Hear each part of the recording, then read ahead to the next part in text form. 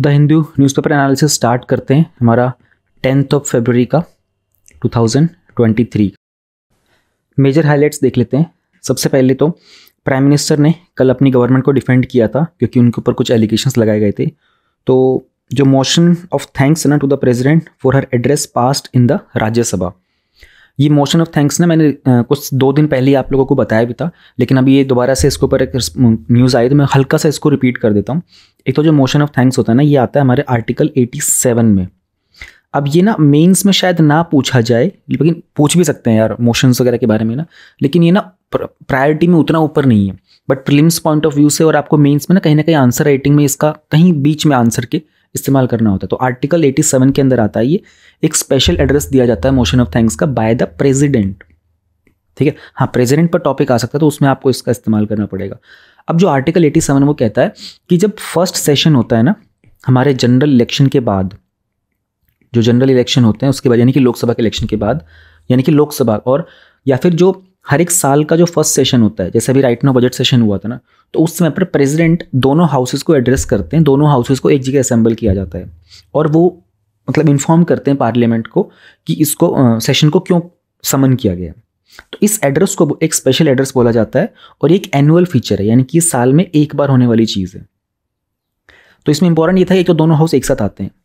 अब प्रेसिडेंट जब एड्रेस करते हैं उसका कंटेंट क्या होता है? बेसिकली प्रेसिडेंट उस टाइम पर गवर्नमेंट की जो पॉलिसी होती है ना उसकी स्टेटमेंट प्रेजेंट करते हैं, जिसको गवर्नमेंट ही ड्राफ्ट करती है। तो उसमें रिव्यूज़ होते हैं गवर्नमेंट की बहुत सारी एक्टिविटीज़ के, अचीवमेंट्स के जो कि प्रीवियस ईयर के थे, प्लस में वो बताते हैं पॉलिसीज़, प्रोजेक्ट्स, प्रोग्राम्स जो कि परस्यू करना चाहती है गवर्नमेंट नेशनल लेवल पर, इंटरनेशनल इशूज़ पर। इस एड्रेस में वो ब्रॉड टर्म्स में ये भी बताते हैं कि हमारे लेजिस्लेटिव बिजनेस के क्या क्या आइटम्स होने वाले हैं इस साल के अंदर। एंड एड्रेस के अंदर वो जो बेसिकली जो स्पीच होती है ना एड्रेस की, मोशन ऑफ थैंक्स वाली, ये होती है speech from the throne in Britain, जो कि वहाँ पर भी दोनों हाउसेस में डिस्कस की जाती है। वहाँ पर भी एक मोशन होता है मोशन ऑफ थैंक्स का। अच्छा, अगर कोई अमेंडमेंट सामने रखा जाता है, ठीक है ना, एंड वो एक्सेप्ट हो जाता है, देन जो मोशन ऑफ थैंक्स होता है ना वो अडॉप्ट किया जाता है फिर अमेंडेड फॉर्म के अंदर ही। और अमेंडमेंट का मतलब ही होता है कि जो मैटर्स वगैरह होता है उसमें कुछ चेंजेस किए जाते हैं। एंड जब डिस्कशन का एंड हो जाता है ना तो इसके ऊपर वोट भी की जाती है मोशन ऑफ थैंक्स के ऊपर। अभी इन्होंने कहा ना motion of thanks to the president for her address passed in Rajya Sabha, इस पर वोटिंग भी होती है। सिग्निफिकेंस क्या है फिर इसका? देखो ये ना इसको दोनों हाउस में पास होना जरूरी है, राज्यसभा के अंदर भी पास होना जरूरी है और लोकसभा के अंदर भी पास होना जरूरी है। अगर नहीं होता है ना तो गवर्नमेंट की डिफीट कंसिडर की जाती है। तो एक तरीका होता है जिससे लोकसभा, ध्यान देना मैं बोल रहा हूँ, लोकसभा अपना लैक ऑफ कॉन्फिडेंस एक्सप्रेस कर सकता है गवर्नमेंट के अंदर अगर ये मोशन ऑफ थैंक्स पास नहीं होता है तो। इसके अलावा और भी तरीके होते हैं जहाँ पर लोकसभा अपना लैक ऑफ कॉन्फिडेंस एक्सप्रेस कर सकता है गवर्नमेंट में। एक तो मनी बिल वाला होता है, अगर मनी बिल रिजेक्ट हो जाता है तो। एक सेंसर मोशन भी होता है, या फिर जो एडजर्नमेंट मोशन होता है, ऑलराइट, और या फिर कोई दूसरे इशू के ऊपर, या फिर एक कट मोशन भी होता है। देखो अभी मोशन वाली चीज़ चल रही है तो आपको मोशन वाले टॉपिक जो आपके पार्लियामेंट में पढ़ना पड़ेगा। ठीक है, प्रिविलेज मोशन क्या होते हैं, censure motion, call attention, adjournment, ये सब मोशंस होते हैं। नो कॉन्फिडेंस, कट मोशन, ये आपको पढ़ के जाने होंगे अपने एग्जाम पॉइंट ऑफ व्यू से। तो मैंने आपको हल्का सा रिवाइज करा दिया मोशन ऑफ थैंक्स का, क्योंकि ये फ्रंट पेज पर न्यूज़ आई है। 7 asphyxiated while cleaning the edible oil tank in Andhra Pradesh factory. तो एक दुखद खबर है हमारे देश के लिए कि एक आंध्र प्रदेश की एडिबल ऑयल मतलब वो तेल जिसको हम लोग खाद्य पदार्थ के तौर पर ईटेबल की तरह यूज़ करते हैं, उसकी एक मिल थी जो कि आंध्र प्रदेश के काकिंदा डिस्ट्रिक्ट के अंदर, वहाँ 7 वर्कर्स की डेथ हो गई थी। अब देखो वैसे तो ये न्यूज़ काफ़ी दुखद है, लेकिन एग्जाम पॉइंट में ना हम एग्जाम्पल ऐसे यूज़ करेंगे कि इस तरह की सिचुएशन पे हमें रेगुलेशन करना चाहिए, हमें ध्यान रखना पड़ेगा कि लीक्स वगैरह कहाँ होती है। तो एस्फिक्सिएशन का मतलब होता है कि दम घुटने से, सफोकेशन के कारण उनकी डेथ हो पाई है। तो कंसिडरिंग आप एक यूपीएससी के एस्पिरेंट हो, आपको फ्यूचर में देश को बहुत सारी जिम्मेदारियाँ संभालनी है, तो आपको इन चीज़ों का ध्यान रखना होगा कि आसपास में ऐसी जो फैक्ट्रीज वगैरह होती हैं उनमें इस तरह के इंसिडेंट ना हो, आप इस तरह की सिचुएशन को कंट्रोल कर पाएँ। मूविंग अहेड, कुछ दिल्ली की गवर्नमेंट जो है ना वो क्लाउड किचन की पॉलिसी रिलीज़ करना चाहती है। तो क्लाउड किचन की आपको देखो फूड सिक्योरिटी का हमारा जो टॉपिक होता है ना वहाँ पर आप यूज़ कर सकते हो।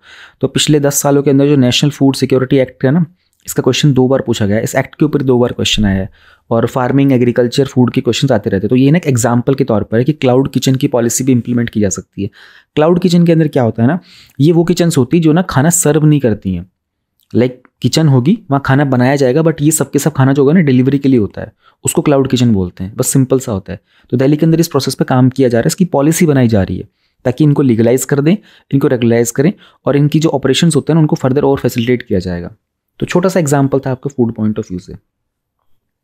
ना ये पॉइंट है जो लेफ्टिनेंट गवर्नर है दिल्ली के, उन्होंने कहा कि enhance the police presence, illuminate the dark spots. अब देश के अंदर ना बहुत जगह पर ये स्ट्रीट लाइट्स वगैरह नहीं होती, तो उन्होंने कहा कि यहाँ पर ना लाइट्स वगैरह लगाई जाए और गवर्नमेंट ने कहा कि पुलिस की प्रेजेंस होनी चाहिए ताकि सिटी को बहुत सेफ किया जाए। ये टॉपिक मैंने हाईलाइट इसलिए किया था क्योंकि देखो इससे ना दो चीज़ें निकल के आती हैं। एक तो मैंने कुछ दिनों पहले आप लोगों को बताया था कि दिल्ली के अंदर प्लान किया जा रहा है, दिल्ली को ना 24/7 रनिंग सिटी बनाया जाएगा। तो दिल्ली के अंदर कुछ इस तरीके के प्रोविजंस किए जाएंगे, दिल्ली में रात को भी काम चलता रहेगा, Delhi city will be alive 24/7। ठीक है, एक तो वो पॉइंट था, इसलिए ये भी उसमें कहीं ना कहीं काउंट होता है कि सिक्योरिटी हमें इंक्रीज करनी है, डार्क स्पॉट्स पे हमको काम करना पड़ेगा ताकि किसी भी तरह का कोई क्राइम या फिर कोई ऐसी घटना ना हो। दूसरी चीज़ आती है वो आती है लाइट पॉल्यूशन। ये टॉपिक भी मैंने कुछ दिनों पहले कवर कराया था। लाइट पॉल्यूशन क्या होता है ना कि हमारे नेचर का एक बायो रिदम होता है, उस रिदम के accordingly when the sun is set ना then everywhere there should be darkness. और डार्कनेस होने से क्या होता है कि बहुत सारे बेनिफिट होते हैं। एक तो लाइट पॉल्यूशन का होता है, लाइट पॉल्यूशन के क्या नुकसान होते हैं, जो एस्ट्रोनॉमिकल रीडिंग्स होती है ना उनमें डिस्टर्बेंस आती है। दूसरी चीज़ जो नॉक्टर्नल एनिमल्स और प्लांट होते हैं ना, बर्ड्स वगैरह होते हैं जो रात को जागते हैं, उनका लाइफस्टाइल डिस्टर्ब हो जाता है, इसलिए हम लोगों को लाइट पॉल्यूशन रोकना पड़ता है। तो वो दो टॉपिक भी यहाँ से कनेक्ट हो रहे थे, इसलिए मैंने इस न्यूज़ को थोड़ा सा हाईलाइट कर दिया आप लोगों के लिए। Then moving ahead, there was an appeal for the cow hug day. इसको अनकॉन्स्टिट्यूशनल बताया गया था। ये एक All India Trade Union Congress है, उन्होंने कहा था कि कल जो मैंने आपको बताया था ना, animal welfare board of India ने एक अपील की थी कि February 14 को काउ हग डे बनाया जाए। तो इसके ऊपर एक अपडेट आया, उन्होंने कहा कि ये तो अनकॉन्स्टिट्यूशनल हो जाएगा ना, कि द अपील इज अनकॉन्स्टिट्यूशनल, क्योंकि इंडियन कॉन्स्टिट्यूशन बात करता है एनकरेजिंग द साइंटिफिक टेम्पर की। ठीक है, अब यहाँ पे again fundamental duties and DPSPs दोनों चीज़ें आसपास में आएंगी और खास करके फंडामेंटल राइट्स भी, तो पढ़ के जाना, ठीक है, भूलना नहीं। Farmers unions stir outside the parliament on March 20, 20 मार्च को, अभी आया नहीं है 20 मार्च, ऑलमोस्ट डेढ़ महीने के आसपास बचा हुआ है। तो संयुक्त किसान मोर्चा, उसके कुछ फार्मर यूनियंस है, वो मतलब काफ़ी लंबे समय से एजिटेशन वगैरह भी कर रहे थे। तो उन्होंने कहा कि 20 मार्च को हमारा जो पार्लियामेंट है ना उसके बाहर वो लोग महापंचायत करेंगे, क्योंकि एक जो एंटी फार्मर बजट प्रेजेंट किया गया है और उन्होंने कहा कि फार्मिंग कम्युनिटी के ना कुछ बहुत सारे पेंडिंग इश्यूज़ भी चल रहे हैं। ठीक है, क्या है, उन्होंने कहा कि बहुत सारे पेंडिंग इश्यूज़ है, वो क्या क्या हैं। देखो ये टॉपिक आपका एग्जाम पॉइंट ऑफ व्यू से दोनों जगह इंपॉर्टेंट है, प्रीलिम्स तीनों जगह मैं कहूँगा, प्रीलिम्स मेंस इंटरव्यू। उन्होंने कहा कि जो MSP है ना उसकी लीगल गारंटी दो हमको। ठीक है, क्रॉप्स का प्रोक्योरमेंट होना चाहिए सभी का, लोन वेवर होना चाहिए फार्मर्स का, और फार्मर्स के लिए पेंशन भी होनी चाहिए। ठीक है, अब मैं यहाँ पर आपको थोड़ा बहुत चीज़ें समझा देता हूँ। यहाँ स्पेस है क्या कहीं पर, बिल्कुल मैं कल वाली PDF में थोड़ा स्पेस देखता हूँ, हाँ यहाँ स्पेस है, ये समझा देता हूँ। मैं कुछ आपको बता देता हूँ MSP के बारे में। ठीक है, MSP का जो कॉन्सेप्ट था ना, इसमें होता क्या है ना कि किसान को ना एक नेट सेफ्टी दी जाती है कि उसको ना एक मिनिमम प्राइस दिया जाएगा, कम से कम उसको इतनी कीमत दी जाएगी उसकी फसल की। ठीक है, पर्टिकुलर क्रॉप को लेकर। तो गवर्नमेंट यहाँ पर एक गारंटी देती है किसान को कि भाई तुम अपनी फसल को उगाओ और इतना पैसा तुम्हें उसका कम से कम मिलेगा, चाहे परिस्थितियाँ regardless of any change in the circumstances, परिस्थितियाँ कितनी बदल जाए। ठीक है, अब MSP देने से किसान को क्या फ़ायदा हो जाता है, जब भी प्राइस जो होता है ना, जब प्राइस ड्रॉप होता है, कीमत कम होती है या फिर उसकी प्रोडक्शन वगैरह को प्रॉपरली नहीं हो पाती, तो किसान को ना एक श्योरिटी मिल जाती है। ठीक है, तो कभी कभी क्या होता है ना कि जो मार्केट जो प्राइस होता है ना इन क्रॉप का, वो इसके स्पेसिफाइड MSP से नीचे गिर जाता है। ठीक है ना, तो गवर्नमेंट क्या करती है, उसको परचेज कर लेती है फार्मर से अंडर MSP, तो किसान को उसका पैसा मिल गया। ऑलराइट, अब होता क्या है कि सेंटर प्रोक्योर करती है almost 30% of wheat and rice basically जो इंडिया में प्रोड्यूस होता है, और उसके अलावा 6 से 7% तक बाकी जो क्रॉप्स होती हैं उनको प्रोक्योर करती है अंडर MSP। ठीक है जी, अभी MSP को सेटअप कौन करता है, तो सेंटर सेट करता है। कौन करता है, सेंट्रल गवर्नमेंट सेट करती है। ठीक है, लेकिन उसकी जो रिकमेंडेशन आती है वो कहाँ से आती है, वो आती है CACP के थ्रू। CACP एक अटैच्ड ऑफिस है मिनिस्ट्री ऑफ एग्रीकल्चर का, अटैच्ड ऑफिस है, ये कोई स्टैट्यूटरी बॉडी नहीं है। ठीक है, इनका एक फॉर्मूला होता है जो कि स्वामीनाथन कमीशन बैठाया गया था, उन्होंने सबमिट किया था, तो 2004 से 2006 के बीच में स्वामीनाथन कमीशन। अब कमीशन का भी आपको पता होना चाहिए, ठीक है, ये एग्जाम में लिखना होता है आपको। उसके बेसिस पर उन्होंने एक फॉर्मूला बनाया था A2+FL करके, समथिंग इन दैट मैनर। तो क्या MSP सभी क्रॉप्स के लिए अवेलेबल होता है, नहीं। एज ऑफ नाउ MSP सिर्फ 23 क्रॉप्स के लिए, और किसानों ने यहाँ पर डिमांड क्या की थी कि बाकी जो क्रॉप्स है ना, procurement of all the crops, सारी क्रॉप्स को लेके आओ MSP के अंडर। ठीक है। तो उसमें 7-7-5-4 का फॉर्मूला होता है, यानी कि 7 सीरियल्स होते हैं, 7 ऑयल सीड्स होते हैं, 5 पल्सेस होती हैं और 4 कमर्शियल क्रॉप्स होते हैं, जैसे कि अपना कोपरा, शुगर केन, कॉटन एंड जो रॉ जूट वगैरह होता है, इन सबको। तो ये इंट्रोड्यूस क्यों किया गया था? देखो, जब 1960s की बात चल रही थी ना, हमारा जो ग्रीन रेवोल्यूशन चल रहा था, उस टाइम पर हमारे पास ना हमारे फूड रिजर्व्स की प्रॉब्लम थी। तो उसमें शॉर्टेज को प्रिवेंट करने के लिए ना, तो एमएसपी जो वीट के लिए आया था वो ऑलमोस्ट 1966 के आसपास आया था, ताकि सेंटर ने इंश्योर किया था कि जो एसेंशियल फूड क्रॉप्स होती है ना, वो गरीबों को सब्सिडाइज रेट पर दिए जा सके और फार्मर के जो डिस्ट्रेस था उसको भी असेस किया जा सके। अब इन्होंने यहाँ पर कहा कि किसानों ने जो डिमांड करनी है, उन्होंने कहा कि लीगल गारंटी दो। लीगल गारंटी क्यों देनी? क्योंकि एमएसपी का कोई एक्ट हमारे पास एज ऑफ नाउ नहीं है। एमएसपी किसी एक्ट के अंदर नहीं होता है। सीएसीपी जो है एक अटैच्ड ऑफिस है ना, स्टैट्यूटरी बॉडी भी नहीं है। तो इसका मतलब कि कोई लीगल कंपल्जन नहीं गवर्नमेंट के ऊपर कि क्रॉप्स को एमएसपी के ऊपर वो लेंगे, वो तो गवर्नमेंट कर रही है इस काम को ऐसे, ठीक है। तो किसानों को ये डर है कि ये तो अभी जो 3 फार्म लॉज आए थे ना, उसके अंदर भी इन्होंने इसकी बात नहीं की। तो उन्होंने नई चीज़ें स्टार्ट की थी, कॉन्ट्रैक्ट फार्मिंग एंड ऑल पे। उन्होंने कहा था कि कल को अगर गवर्नमेंट ने एमएसपी हमसे छीन लिया तो हमारा क्या होगा? तो किसानों का ये डिमांड है कि एमएसपी को लेकर के एक एक्ट लेके आओ, एक प्रॉपर एक्ट बना दो, इसको फिक्स कर दो, परमानेंट कर दो। ये उनका मुद्दा रहा है। अब एक चीज़ आपको थोड़ी सी और समझनी पड़ेगी, जो शुगर केन होता है ना, शुगर केन के जो फार्मर्स होते हैं उनको भी कुछ एमएसपी मिलता है अंडर दिस लॉ, क्योंकि एक एग्जीक्यूटिव ऑर्डर निकलता है, बट वो निकलता है हमारा एसेंशियल कमोडिटीज़ एक्ट के तहत, है ना। उसमें उनको मिलता है FRP, fair and remunerative price, sugar cane के लिए। और ये भी किसके थ्रू जाता है? कौन डिसाइड करता है? वही CACP के रिकमेंडेशंस ही जाते हैं। तो ये थोड़ा सा एमएसपी का आपको रिवाइज करना ज़रूरी था, इसलिए मैंने आप लोगों को बता दिया। आगे बढ़ते हैं एडिटोरियल्स के अंदर। ये मत पढ़ना, कोई पॉइंट नहीं है इसका, और ये वाला भी मत पढ़ना। बाइडन के इंटरनल पॉलिसीज़ की बात की जा रही है। ये वाला India must avoid the growing into dystopia, ये हम लोग कल पढ़ेंगे, मैं कल कवर कराऊंगा। ये वाला आज का, ये आज कवर करेंगे, और 2-3 हमारे पास पुराने भी हैं। Should there be election to the Congress working committee? No need to go. बिल्कुल पॉलिटिकल है पूरा का पूरा एडिटोरियल। ये एक जर्नलिस्ट के बारे में, जर्नलिस्ट को क्या कुछ इश्यूज फेस करने पड़ते हैं, एग्जाम पॉइंट ऑफ व्यू से इंपॉर्टेंट नहीं है, लेकिन एक जर्नलिस्ट के बारे में अच्छी चीज़ें हैं। तो अगर आप चाहो, इंटरेस्टेड और टाइम है तो अपना पढ़ लेना। और ये सीरिया का है, वहाँ पर जो अर्थक्वेक हुआ था उसके कारण एक काफ़ी सेंसिटिव फोटो है। हाँ, ये कुछ डेटा आया है हमारे पास। Indians renouncing the citizenship highest since 2011। तो 16 लाख इंडियंस थे जिन्होंने अपनी इंडियन सिटीजनशिप को रिनाउंस किया 2011 से अब तक। तो लास्ट ईयर 2.25 लाख थे, ठीक है ना। 2019 के अंदर जितने जो सिटीजन्स जिन्होंने रिनाउंस किया था वो थे 1.4 लाख। 85,000 थे 2020 में, 2021 में थे 1.63। तो ये one of the largest amount आया है अभी, वो है 2.25 लाख का। अब सिटीजनशिप के ऊपर ना आपके प्रीलिम्स के अंदर इतने क्वेश्चन आते नहीं है, मतलब रेयरली आपको मिलेंगे। जनरली सब ये बोलते हैं उसको टॉपिक ऑफ स्किप किया जाए, बट डोंट यू सी कि this is a good data, क्योंकि IR के अंदर ना डायस्पोरा का क्वेश्चन जरूर आता है। इंडियन डायस्पोरा जो दूसरी कंट्रीज़ में है, तो अब दूसरी कंट्रीज़ में लोग जाएंगे कहाँ से? इंडिया को छोड़ के जाएंगे तभी तो जाएंगे ना। तो ये डेटा अगर आपके पास है तो कहीं ना कहीं आपको डायस्पोरा के टॉपिक का मिल गया ना कुछ वैलिड पॉइंट। केसेस कितने पेंडिंग हैं at the high court and the supreme court? तो 25 हाई कोर्ट के अंदर पार्लियामेंट को भी रिसेंटली इन्फॉर्म किया गया था कि 59.87 यानी कि ऑलमोस्ट 60 लाख केसेस पेंडिंग ही हाई कोर्ट के हैं, एंड 69,000 के आसपास पेंडिंग चल रहे हैं सुप्रीम कोर्ट में। तो लॉ मिनिस्टर जो है किरेन रिजिजू, उन्होंने कहा कि 69,511 केसेस पेंडिंग है कोर्ट में एज ऑफ February 1। एंड जो केसेस पेंडिंग है हाई कोर्ट के अंदर, ठीक है, from the Allahabad high court, वो है 10 लाख के आसपास। तो क्योंकि सिंस यूपी का स्टेट भी बड़ा है, वहाँ पर इशूज़ छोटे छोटे जो होते हैं वो सारे कोर्ट में इकट्ठे हो जाते हैं, तो वहाँ पर एक तरीके से ज़्यादा ही मिलेंगे। Government refers back the proposals to SCC for recommendation. तो 10 प्रपोजल्स आए थे गवर्नमेंट के पास सुप्रीम कोर्ट के कॉलेजियम के, उनको रिकन्सिडर करने के लिए गवर्नमेंट ने उनको रेफर बैक कर दिया था। तो और पता ही चल रहा है एग्जीक्यूटिव जुडिशरी को लेकर के, अभी मैं एक एडिटोरियल भी इसके बाद हम पढ़ेंगे हाईलाइट्स के बाद, तो ये टॉपिक वहाँ भी समझ में आ जाएगा। More than 350 satellites were launched in India since 2014। तो 353 फॉरेन सैटेलाइट्स लॉन्च की गई थी इंडिया के द्वारा 2014 से अब तक। तो हमारे जो मिनिस्टर हैं जितेंद्र सिंह, उन्होंने इन्फॉर्म किया था। तो इसके लिए इंडिया ने यूरोपियन कंट्रीज से 187 मिलियन यूरो अर्न किए थे और US से $39 मिलियन अर्न किए थे। तो उनकी जब लॉन्च करते हैं तो वो कंपनीज कुछ पैसा देती हैं। तो पब्लिक प्राइवेट की जो पार्टनरशिप होती है ना, उसको NSIL प्रमोट करता है, new space India limited. Locating China in the Russia Ukraine war. मैं जब इसको थोड़ा सा देख रहा था मुझे लगा नहीं था कि बहुत ज़्यादा इंपॉर्टेंट रहेगा, बट आई थॉट कि कल हम कवर कर लेंगे इसको। तो कल के लिए मैंने 2 आपको बता दिए एडिटोरियल्स, ये वाला India must avoid growing into a dystopia, और ये वाले। तो आज ऑलरेडी हमारे पास स्पेस है काफ़ी एडिटोरियल्स का, इसलिए मैंने बताया ना कि मैं कुछ एडिटोरियल्स आज की डेट में कवर करता हूँ, कुछ अगले दिन में कर देता हूँ शिफ्ट। ये भी एक और IR का टॉपिक है। India will never abandon the people of Afghanistan says NSA Doval at Moscow meet. तो अभी हुआ क्या है ना कि 5th रीजनल डायलॉग हो रहा था अफगानिस्तान को लेकर के मॉस्को में, यानी कि रशिया में।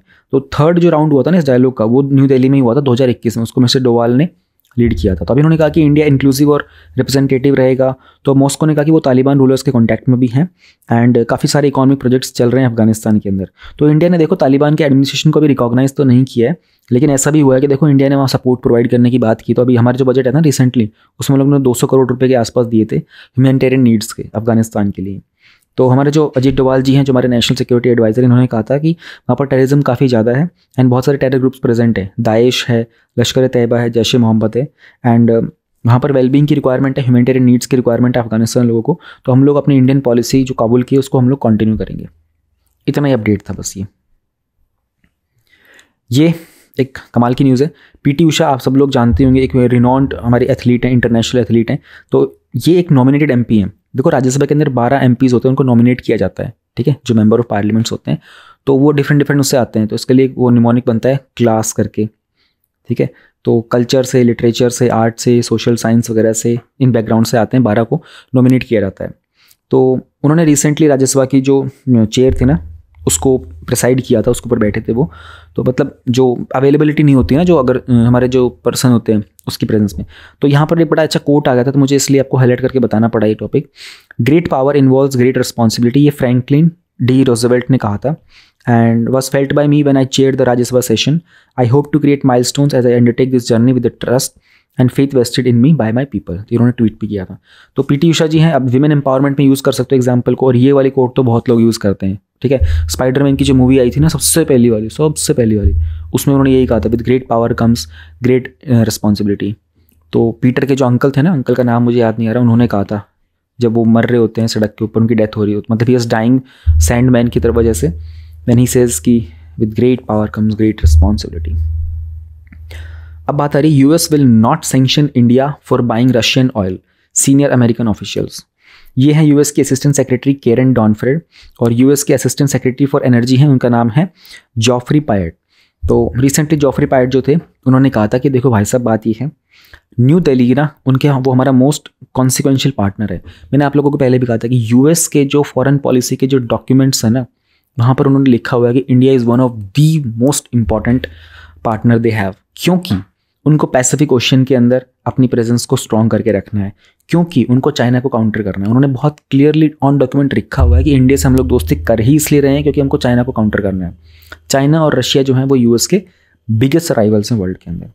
तो उन्होंने कहा कि अभी ये जो न्यूज़ में क्यों चल रहा था ना, देखो रशिया यूक्रेन का वॉर चल रहा है, तो रशिया से यूक्रेन ने बात ये की है कि इंडिया जो है ना, इंडिया और चाइना ये रशिया से ऑयल परचेज कर रहे हैं और इसके कारण रशियन इकॉनमी को पैसा मिल रहा है, तो रशियन मिलिट्री मशीन को भी ये लोग चला रहे हैं, तो कहीं ना कहीं India is responsible for this thing. तो उन्होंने कहा कि इंडिया का स्टांस ना बहुत पेनफुल है यहाँ पर, यूक्रेन ने कहा था, उन्होंने US से रिक्वेस्ट की थी। तो वॉशिंगटन ने कहा हम बहुत कंफर्टेबल हैं कि जो इंडिया ने अप्रोच ली है। क्यों? उन्होंने कहा कि देखो भाई साहब हमारे ना ट्विन ऑब्जेक्टिव्स थे, ठीक है। वो क्या थे? एक तो कि हमें ये इंश्योर करना है कि मार्केट के अंदर ना ऑयल सबके पास होना चाहिए। अगर ऑयल नहीं होगा ना तो ग्लोबल ट्रेजेडी आ सकती है, और रशिया अगर ऑयल नहीं प्रोवाइड करेगा तो भी ग्लोबल ट्रेजेडी आती है। दूसरी चीज़, हम चाहते थे कि रशिया का जो प्रीमियम प्राइस है ना उसके ऊपर एक्सपोर्ट ना हो। तो रशिया इंडिया को जो प्राइस दे रहा है ना वो कम प्राइस है, वो फॉलन प्राइस है, तो उससे हम तो खुश ही है ना कि रशिया को प्रीमियम प्राइस नहीं मिल रहा ना ऑयल का, हम तो खुश हैं। अब इंडिया अपने लिए परचेज करेगा वो तो करना ही पड़ेगा। इंडियन गवर्नमेंट ने हमेशा रिपीटली असर्ट किया है it will buy oil from wherever it needs, ठीक है ना। अभी जो लेटेस्ट फिगर्स आए थे एज ऑफ हमारा 1 जनवरी तक ना, इंडिया ने 1.27 million barrels per day purchase किया था रशिया के उरल ऑयल्स का। और जो हमारा लास्ट ईयर की बात है ना, एक साल में इसका 30 टाइम्स जंप हुआ था, ठीक है। तो 30 टाइम, पिछली बार क्या था 40,000 बिलियन पर था, और ये 1.27 यानी कि 40 × 3 कितना हो जाता है 120 जाता है ना, तो 3 नहीं ज़्यादा हो गया ना, 1.27 मिलियन था, हाँ तो ये ज़्यादा हो गया। तो ऑलमोस्ट 30 टाइम्स के आसपास हम लोगों ने उनसे ऑयल परचेज किया था। तो रशिया जो पहले हमारा 17th लार्जेस्ट ऑयल सप्लायर हुआ करता था, ये भी हमारा हाईएस्ट एक्सपोर्टर बन गया है, राइट। सो ये न्यूज़ था रशिया वाला। अब ये बड़ी एक प्यारी न्यूज़ है आज की। बुलेट ट्रेन का project tunnel will bypass mangroves and will raise the cost to 10,000 crore.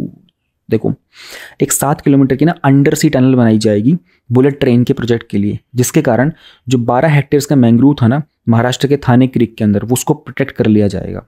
तो पहले इसकी कीमत थी 100 करोड़, अब ये इंक्रीज़ कर दी गई क्योंकि अब अंडर सी निकालेंगे ना, तो 10,000 करोड़ इसकी कीमत हो गई है, तो 100 टाइम्स इसका प्राइस बढ़ गया है। पहली बार इसमें क्या होगा ना कि 13.1 मीटर के डायमीटर की एक टरबाइन वो TBM यूज़ की जाएगी इसके अंदर, ठीक है। तो जो वो होती है ना टनल बोरिंग मशीन जो होती है, तो 2 साइड से निकलेगी। फॉर एग्जांपल ये हमारा मैंग्रोव है, तो इसके नीचे यहाँ पर तो नीचे से जाएगी ज़मीन के अंदर, ये एक इधर से आ रही होगी और एक इधर से आ रही होगी। इस प्रोसेस को बीच में इनको जॉइंट किया जाएगा ज़मीन के नीचे, इस प्रोसेस को बोलते हैं डॉकिंग, ठीक है। अब प्रॉब्लम उन्होंने कहा कि इसको बहुत ध्यान से किया जाएगा ताकि जो टनल बनेगी ना उसमें ऊपर वाटर का प्रेशर होगा ना, तो उसका कोई सीपेज ना हो, लीकेज नहीं होनी चाहिए उसके अंदर। तो ये पूरा मैंग्रोव का वो इस तरह से एरिया होने वाला है। एंड इसमें नीचे नीचे इस पानी के नीचे से ऐसे जाएगी, पानी आपको दिख रहा है ना, इसके नीचे नीचे जाएगी वो टनल, अंडर सी बुलेट ट्रेन का प्रोजेक्ट होगा ये। तो कितना महंगा प्रोजेक्ट हो गया ना, सडनली 100 करोड़ की चीज़ थी 10,000 करोड़ में होगी। बट पता है क्या, ये एग्जाम्पल बहुत ही अच्छा है, बहुत ही सुंदर एग्जाम्पल है।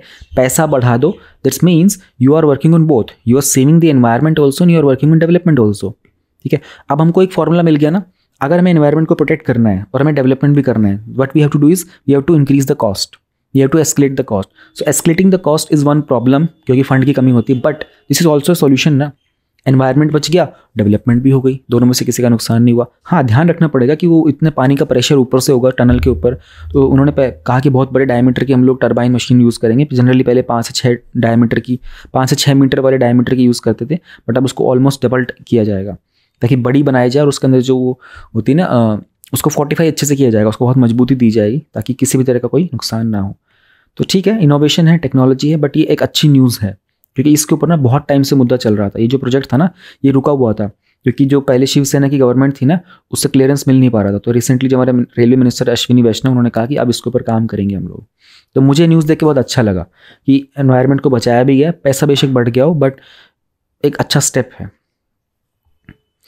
भाई टर्की की तो सैड न्यूज़ आ ही जा रही है, 3 दिन हो चुके हैं, 20,000 के आसपास नुकसान हो गया, मतलब किलिंग्स हुई है, ऑलमोस्ट 90,000 पीपल हैव डाइड। अच्छा, जिस पर्सन ने ये प्रेडिक्ट किया था ना, he was a Dutch scientist, ठीक है। तो उन्होंने रिसेंटली प्रेडिक्ट किया कि India is also going to be the next one. सबको पता होगा ना कि ये जो टर्की का जो था वो 7.8 का जो मैग्नीट्यूड पर जो अर्थक्वेक आया था, ये प्रेडिक्ट किया गया था एक डच साइंटिस्ट के द्वारा तकरीबन 3 से 4 दिन पहले। उन्होंने कहा था कि सीरिया टर्की के रीजन में एक अर्थक्वेक आएगा, क्योंकि उन्होंने अर्थ की मूवमेंट वगैरह को, क्लाइमेट की मूवमेंट को स्टडी किया था। तो उन्होंने ये अभी इंडिया को टारगेट किया है। इंडिया के अंदर खास करके जो नदर्न रीजन है और जो नॉर्थ ईस्टर्न रीजन है ना, इस एरिया को टारगेट किया गया। तो बी केयरफुल, ठीक है। ऊपर उन्होंने ये भी कहा कि देखो मैं 100% नहीं कह सकता, but as per the studies this is the thing कि नेक्स्ट विल बी इंडिया। और टर्की ने इंडिया की बहुत तारीफ की है। इंडिया ने one of the first responders बनाए इंडिया वहाँ पर सपोर्ट प्रोवाइड करने के लिए। हमारी जो NDRF की टीम गई है और पता चला कि रिसेंटली पाकिस्तान के प्राइम मिनिस्टर का विजिट होने वाला था, टर्की ने वो कैंसिल कर दिया था। टर्की कह रहा है कि हमें इंडिया से मदद चाहिए। अब Turkey has been one nation जो कि इंडिया के बहुत खिलाफ बोलता आया अभी तक, ठीक है। खास करके जो कश्मीर इशू था ना और इस्लामिक रिलीजन को लेकर के जो भी इशू था, उसमें टर्की इंडिया के खिलाफ बोलता आया अभी तक। बट एज ऑफ नाउ देख रहे हैं कि टर्की जैसे इंडिया जैसे मदद प्रोवाइड कर रहा है ना टर्की को इमीडिएटली, और टीम्स डिप्लॉय की गई, सपोर्ट प्रोवाइड किया जा रहा था। तो Turkey is comparatively very happy with the response of India. तो बस ये थे हमारे कुछ मेजर हाइलाइट्स। हमारे पास ये एडिटोरियल है, the role of labour unions in the emerging sectors. इसे लिखा है KR श्याम सुंदर जी ने। ये XLRI दो जेवियर स्कूल ऑफ मैनेजमेंट जो कि जमशेदपुर में है, वहाँ पर एक प्रोफेसर हैं। तो देखते हैं यूनियंस का क्या रोल है हमारे इमर्जिंग सेक्टर्स के अंदर। अब इमर्जिंग सेक्टर्स का एक सिंपल सा आप लोगों को अगर आइडिया चाहिए हो तो जैसे IT सेक्टर है, ये अपने आप में बहुत इमर्जिंग है और इवॉल्विंग भी है। आर्टिफिशियल इंटेलिजेंस का एक सेक्टर हो गया जो कि IT का ही पार्ट बनता है। सर्विस सेक्टर को अगर हम लोग देखते हैं ओवरऑल तरीके से तो अपने आप में इमर्जिंग है। अभी हो क्या रहा है ना कि पिछले कुछ समय से हम लोगों ने देखा कि बहुत सारी कंपनीज ना ले ऑफ स्टार्ट कर रही हैं। अभी रिसेंटली गूगल ने 12,000 को निकाला, probably I think last week की बात है कि बायजूस ने और 1,000 लोगों को ले ऑफ किया था। तो ये न्यूज़ लगातार आती जा रही है और ये अक्सर हो किस में रहा है, हमारे जो इमर्जिंग सेक्टर्स होते हैं वहाँ पर हो रहा है। और ये चीज़ सिर्फ इंडिया में नहीं है, this is happening in the major economies also. US में भी हो रहा है। फिर वो लार्ज, मीडियम, स्मॉल एंटरप्राइजेस होते हैं, चाहे वो स्टार्टअप्स होते हैं, वो डजन्स के आसपास से थाउजेंड्स, मतलब 12 से लेकर के हज़ारों तक लोगों तक को ले ऑफ करते हैं और निकाल देते हैं। 2022 के अंदर कुछ स्टार्टअप्स थे जैसे कि बायजूस हो गया, Ola, Unacademy, Vedantu, Chargebee, White Hat Junior, Udaan, City Mall, इन सब ने भी ले ऑफ स्टार्ट किए थे। और इन्होंने कारण क्या बताए थे कि हम लोग अपने ऑर्गेनाइजेशन के अंदर रीस्ट्रक्चरिंग कर रहे हैं कॉस्ट कटिंग हो रही है, ऑटोमेशन चल रहा है, हमारे फाइनेंशियल कंस्ट्रेंट्स आ चुके हैं, हमारी परफॉर्मेंस की रेटिंग गिर रही है तो हमें और उसको इम्प्रूव करना है, हमारी इकोनॉमिक कंडीशंस काफ़ी एडवर्स हो चुकी हैं और हम अपने बिजनेस मॉडल के अंदर कुछ बदलाव कर रहे हैं। अगर हम लोग, ये तो इंडिया स्पेसिफिक बात थी, अगर हम लोग ग्लोबल लेवल पर बात करते हैं तो अल्फ़ाबेट अगर किसी को नहीं पता हो तो जो गूगल थी ना, पहले गूगल थी वो, फिर गूगल ने अपनी एक पेरेंट कंपनी बना दी अल्फ़ाबेट, अब Google comes under alphabet. Amazon है, मेटा भी ऐसे ही है, जैसे पहले फेसबुक थी तो फेसबुक ने अपनी भी एक पेरेंट कंपनी बना दी मेटा के अंदर फेसबुक आता है, व्हाट्सएप आता है, इंस्टाग्राम आता है। Then we have Microsoft, Twitter, Apple and among others also. इन सब ने भी अपने एम्प्लॉयज़ को इसी तरीके से ले ऑफ किया था। अमेज़ॉन ने एक कारण बताया था, उसने कहा था कि अनसर्टेन इकोनॉमी है और जो उन्होंने रैपिड तरीके से हायरिंग की थी ना पास्ट के अंदर, इस कारण वो रिट्रेंचमेंट कर रहे हैं। रिट्रेंचमेंट का मतलब ये होता है कि you are terminating the contract of the employment, but आप उसमें उसकी कोई गलती नहीं थी, ठीक है। जनरली आप क्या करते हो ना, हमने आपको फायर कर दिया, फायर करने में सामने वाले की कोई ना कोई गलती होती है ना, बट जो रिट्रेंचमेंट वर्ड होता है ना, ये हम तब इस्तेमाल कर रहे होते हैं कि सामने वाले ने कोई ऐसी खास गलती नहीं की थी, उसका कोई खास रीज़न नहीं था, हमने अपनी चॉइस से उसे निकाला, हमारी अपनी नीड थी ऑर्गेनाइजेशन की, तो उसके लिए रिट्रेंचमेंट वर्ड यूज़ किया जाता है। मतलब तो वही होता है, टर्मिनल और रिमूवल एंड फायर कर देना। अमेज़न स्टोरी के ऊपर देखने की कोशिश करते हैं। अब हुआ ये है ना, ये जो भी जायंट कंपनीज थी ना, इनमें यूनियनाइजेशन की बात आती है, ऑलराइट। इसके अटेम्प्ट्स भी किए गए थे और इस कारण से थोड़ी सी अटेंशन यहाँ पर जाती है।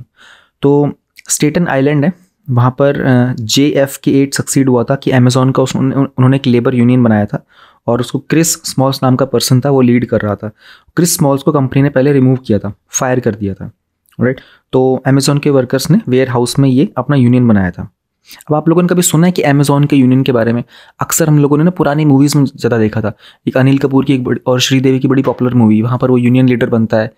And there are other older movies also, वहाँ पर यूनियन लीडर्स के बारे में बात की जाती थी, वो मूवीज़ में आते थे। इवन आप लोग अपनी मॉडर्न हिस्ट्री में पढ़ते हो ना, वहाँ पर भी आपको कुछ लीडर्स के बारे में पढ़ना होता है, यूनियंस के बारे में, ट्रेड यूनियंस के बारे में। बट आपने आज की डेट में कितने ट्रेड यूनियंस के बारे में सुना है? अक्सर नहीं सुना होता ना, क्योंकि हमारे जो इमर्जिंग सेक्टर्स है ना, यहाँ पर ट्रेड यूनियंस की बात नहीं की जाती, वो हम लोग देखेंगे आगे एडिटोरियल के अंदर। फिर अमेज़ॉन ने इस बात पर रिएक्ट भी किया था, उन्होंने बहुत सारे ऑब्जेक्शंस लगाए थे। वहाँ पर एक नेशनल लेबर रिलेशंस बोर्ड है उनके साथ, क्योंकि जो प्राइवेट सेक्टर के एम्प्लॉयज़ होते हैं ना, उनके राइट्स को प्रोटेक्ट करने के लिए उनकी एक फेडरल बॉडी है। तो दूसरी साइड कुछ एम्प्लॉयज़ थे जो कि अल्बानी के आसपास थे, उन्होंने भी इस यूनियनाइजेशन के अगेंस्ट वोट किया था अक्टूबर 2022 में, क्योंकि वो ये कहना चाह रहे थे कि यार ये जो प्रोसेस है ना यूनियन का, ये इतने बड़े जाइंट अमेज़ॉन के साथ है ना, हम लोग बार्गेन नहीं कर पाएंगे। तो इस बात को लेकर के ना बहुत स्केप्टिकल थे वो, कि हम लोग यूनियन तो बना लेंगे कि क्या अमेज़ॉन के साथ हम लोग बार्गेनिंग कर पाएंगे।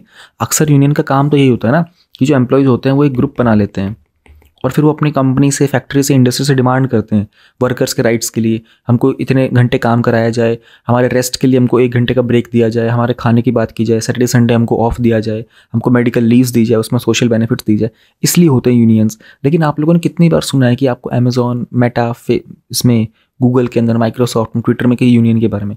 तो वहाँ पर एक ग्रुप है, उन्होंने ये भी कहा था, एक ने तो कहा कि ठीक है हम लोग JFK8 बनाते हैं, जो क्रिस स्मॉल्स ने बना दिया।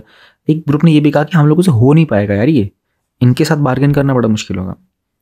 इंडिया में भी जो अमेज़ॉन था ना, उसने अमेज़ॉन फूड को और अमेज़ॉन अकेडमी को शट डाउन कर दिया था। वहाँ पर भी उसने वर्कर की रिट्रेंचमेंट की थी, जो कि इंडियन फैसिलिटी में, लेकिन वो बहुत ग्रेजुअल मैनर में उन्होंने किया था।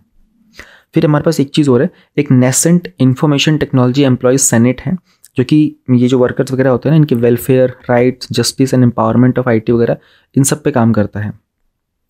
हुआ क्या ना कि IT, BPO, KPO और जो इंडिया के प्रोफेशनल्स वगैरह है ना, इन सब ने कहा था कि अमेज़ॉन ने ना ये सब करके अपने जो लेबर लॉज होते हैं ना, उसका वायलेशन किया था। ठीक है, अब देखो कहानी है इस एडिटोरियल के अंदर, बाकी कुछ आपको कंटेंट नहीं मिलेगा ऐसा नोट डाउन करने का, तो इस पर पढ़ना वर्ड टू वर्ड होता है बेशक कहानी, तो हम समझते जा रहे हैं थोड़ा बहुत, आपको कुछ ना कुछ तो दिमाग में बैठेगा ही। तो उन्होंने कंप्लेन की थी हमारे जो यूनियन लेबर मिनिस्ट्री है ना, मिनिस्टर के साथ, उन्होंने कहा था कि मिनिस्ट्री का इंटरवेंशन की रिक्वायरमेंट है, अमेज़ॉन अपने हमारे लेबर लॉज का कुछ मिसयूज़ कर रहा है। फिर हमारा जो डेप्यूटी चीफ है, लेबर कमिश्नर, उन्होंने बेंगलुरु में एक नोटिस भी दिया था कि कंपनी में क्या प्रॉब्लम चल रही है उसकी जानकारी जानने के लिए। तो ये काफ़ी जानी पहचानी सी बात है, लोगों को पता है अक्सर इसके बारे में कि कितना सीरियसली जो एम्प्लॉयर्स होते हैं, खास करके जो बड़ी बड़ी MNCs होती हैं ना, वो लेबर डिपार्टमेंट्स को कितना सीरियसली लेते हैं। अभी कितने नोटिस भेज दो, सीरियसली तो लेंगे नहीं। तो इनकी जो कंसिलिएशन की मीटिंग्स होती है उनको इग्नोर कर दिया जाता है ना। एंड जो NITES था जो हम लोगों ने देखा था, उसके प्रेसिडेंट है हरप्रीत सिंह जी। उन्होंने कहा था कि वो अमेजोन से फाइट करेंगे इस बारे में, and he will not take this thing as easy. Okay, अब एक हिर्शमैन मॉडल है। ये क्या है मॉडल? तो इसके बाद जब हम लोगों ने सारी सिचुएशन देखी कि यूनियन को इतना सीरियसली नहीं लिया रहा था IT सेक्टर के अंदर या इमर्जिंग सेक्टर के अंदर, बट कुछ सिचुएशंस देखने को मिली है इंडिया के अंदर भी, तो सवाल ये उठता है क्या कि whether collective action can be taken in these emerging enterprises. क्या सामूहिक तरीके से हम लोग कोई अपना निर्णय ले सकते हैं इस चीज़ के ऊपर? जो स्टार्टअप्स होते हैं ना, उनके पास हार्डली कोई ट्रेड यूनियंस होते हैं उनकी फैसिलिटीज़ के अंदर। तो उन कंट्रीज़ के अंदर जो रिट्रेंचमेंट किया जाता है ना, वो अनकंटेस्टेड जाता है, यानी कि कंपनी ने ऑर्डर दे दिया और उसको कोई कंटेस्ट करेगा नहीं, उसके खिलाफ कोई बोलेगा ही नहीं। बट पहले ऐसा थोड़ा कम हुआ करता है, खासकर जो फैक्ट्रीज़ वगैरह होती है ना, इंडस्ट्रियल जो सेक्टर होता है, वहाँ पर रिट्रेंचमेंट अगर करते हैं तो उसमें बहुत सारा ऑब्जेक्शन होता है। इसलिए आप लोगों ने सुना भी होगा, मोस्टली जो ले ऑफ किया गया ना, ये IT सेक्टर के अंदर किया गया है। आपने कितनी बार ऐसा सुना कि महिंद्रा ने ले ऑफ किया अपनी इंडस्ट्री के अंदर, मारुति ने कितना ले ऑफ किया? आपने सुना नहीं होगा न्यूज़ के अंदर ये चीज़ें, क्योंकि उनको पता है कि वहाँ पर ना ट्रेड यूनियंस बहुत होते हैं वर्कर्स वगैरह के, और वो लोग ना ऑब्जेक्शन करेंगे और शोर शराबा कर देंगे, प्रोटेस्ट कर देंगे, स्ट्राइक कर देंगे, प्रॉब्लम आ जाएगी बहुत तरह की। यही देखो, आगे यही कहना चाह रहा है, कन्वेंशनल इंडस्ट्री जैसे मैन्युफैक्चरिंग हो गया, पब्लिक यूटिलिटीज़ हैं और फाइनेंशियल सेक्टर्स भी हैं जिसमें ट्रेडिशनल बैंकिंग का तरीका होता है, इंश्योरेंस होते हैं, वहाँ पर यूनियंस को फॉर्म कर पाना और ये जो मॉडर्न सेक्टर्स होते हैं ना, इनके अंदर फॉर्म कर पाना इन कंपैरेटिवली डिफ़िकल्ट है। लॉन्ग अगो को पहले की बात कर रहे हैं कि फ्रीमैन और मैडॉफ ने ना इस बात को एग्जामिन करने की कोशिश की थी कि जो ट्रेड यूनियनिज्म होता है ना, वो किस तरीके से काम करेगा। एंड उन्होंने इस ऊपर ये भी देखा था कि जो एग्जिट बिहेवियर होता है ना वर्कर्स का, तो एक मॉडल था एल्बर्ट हिर्शमैन का, उसमें एक एग्जिट वॉइस लॉयल्टी की बात की गई थी। उसी के ऊपर उन्होंने ना स्टडी करने की कोशिश की थी कि क्या इम्पैक्ट क्या होता है। तो अभी जो ऑथर है उसी को समझने की कोशिश करें। उन्होंने कहा कि जो डिमांड की साइड है ना, IT and IT enable services के अंदर, वहाँ जो एम्प्लॉयज़ होते हैं ना, एम्प्लॉयज़ को ही नहीं लगता कि ट्रेड यूनियंस की रिक्वायरमेंट है। तो IT सेक्टर के जो लोग हैं, जो लोग किसी सॉफ्टवेयर कंपनी में काम कर रहे होते हैं, अक्सर एक सिंपल एग्जांपल ले रहा हूँ मैं सॉफ्टवेयर का भी, उनको लगता है कि हमारे यहाँ पर तो ट्रेड यूनियंस की रिक्वायरमेंट ही नहीं है। उन्होंने कहा कि ये तो मैनुअल लेबर वाले जो एसोसिएशंस होते हैं ना, वहाँ पर ज़्यादा काम करता है। तो IT वाले जो एम्प्लॉयज़ हैं ना, उनको लगता है कि हम तो एलिटिज़म और प्रोफेशनलिज्म के पूरे उसमें काम कर रहे होते हैं फील्ड के अंदर। तो ऐसा माना जाता है कि IT एम्प्लॉयज़ को ना ट्रेड यूनियंस की रिक्वायरमेंट नहीं है। उन्होंने कहा कि हमारे पास जो पे पैकेजेस होते हैं ना, वो अपने आप में बहुत कॉम्पिटिटिव है, हमको पैसा ही बहुत ज़्यादा मिल रहा होता है, हमारे पास पैसे की कमी नहीं होती है, हमारी वर्क कंडीशन बहुत ही अच्छी होती है, हमारे जो ग्रीवेंसेस, जो हमारी शिकायतें होती हैं, उनको भी बहुत अच्छे से एड्रेस किया जा रहा होता है। तो इसलिए एक टेंडेंसी बन जाती है कि वो अपनी कंपनी के प्रति बहुत लॉयल रहते हैं। लेकिन अगर ये कंडीशंस वगैरह जो वायलेट की जा रही होती है ना, जस्ट इन केस अगर इनका वॉलेशन होता है, तो उनके पास एक rather than forming A union and fighting, उनके पास सिंपल ऑप्शन होता है स्विच कर लेने का, क्योंकि उनके पास इतनी अच्छी रिक्वायर्ड स्किल सेट्स होती हैं, वो बहुत आसानी से एग्जिट कर पाएंगे। इसलिए ये जो सेक्टर्स होते हैं ना इमर्जिंग, इसके अंदर जो लेबर टर्नओवर होता है ना, ये बहुत ही कम होता है। तो ये लोग कलेक्टिवली बार्गेन नहीं करते हैं, ना स्ट्राइक करते हैं, ना कोई लीगल एक्शन लेते हैं। जिस तरीके से मिडिल क्लास एम्प्लॉयज़ होते हैं ना, वो कोर्ट में चले जाएंगे, अपनी आवाज़ उठाएंगे। ITs वगैरह के फील्ड में आपको ऐसा देखने को नहीं मिलेगा। और बहुत सारे तो सर्वाइव कर जाते हैं बाय सिंपली कीपिंग क्वाइट, यानी कि वो लॉयल बहुत है आपकी कंपनी के प्रति, ये भी होता है। तो यही जो मॉडल था ना, इसी की बात की जा रही थी अबाउट दिस पर्सन। कितने गए हिर्शमैन मॉडल, एग्जिट वॉइस लॉयल्टी। इसके कॉन्टेक्स्ट में ऑथर ने, जिसने आर्टिकल लिखा है ना, उन्होंने IT कंपनी को चेक किया था। तो despite this announcements of the massive lay off, जैसे कि टाटा ने किया था, टाटा के जो कंसल्टेंसी सर्विस है ना, TCS, जो IT वाला काम करता होता है उसमें, उसके कारण ना it led to the birth of labour unions in this sector. 2015 के अंदर जब ये सीन हुआ था ना, पहली बार मेजर स्केल पे हुआ था, छोटे स्केल पे होता रहता था, बट मेजर स्केल पे टाटा ने किया था। टाटा TCS जो था वो IT फील्ड के अंदर बहुत पॉपुलर है। तो उसके बाद इस सेक्टर में भी एक बार लेबर यूनियंस का स्टार्टिंग हुई थी। तो उन्होंने कहा था कि कुछ bad human resource policies practices हैं, जिसके कारण जो वर्कर्स थे उन्होंने यूनियनाइज होना स्टार्ट किया था। लेकिन जिस रेट से यूनियंस का फॉर्मेशन हुआ था ना, और जो यूनियन एक्टिविटीज़ इस इंडस्ट्रीज़ के अंदर, उसके कारण एम्प्लॉयज़ में ना इतना कॉन्फिडेंस आ नहीं पाया सप्लाई साइड पे।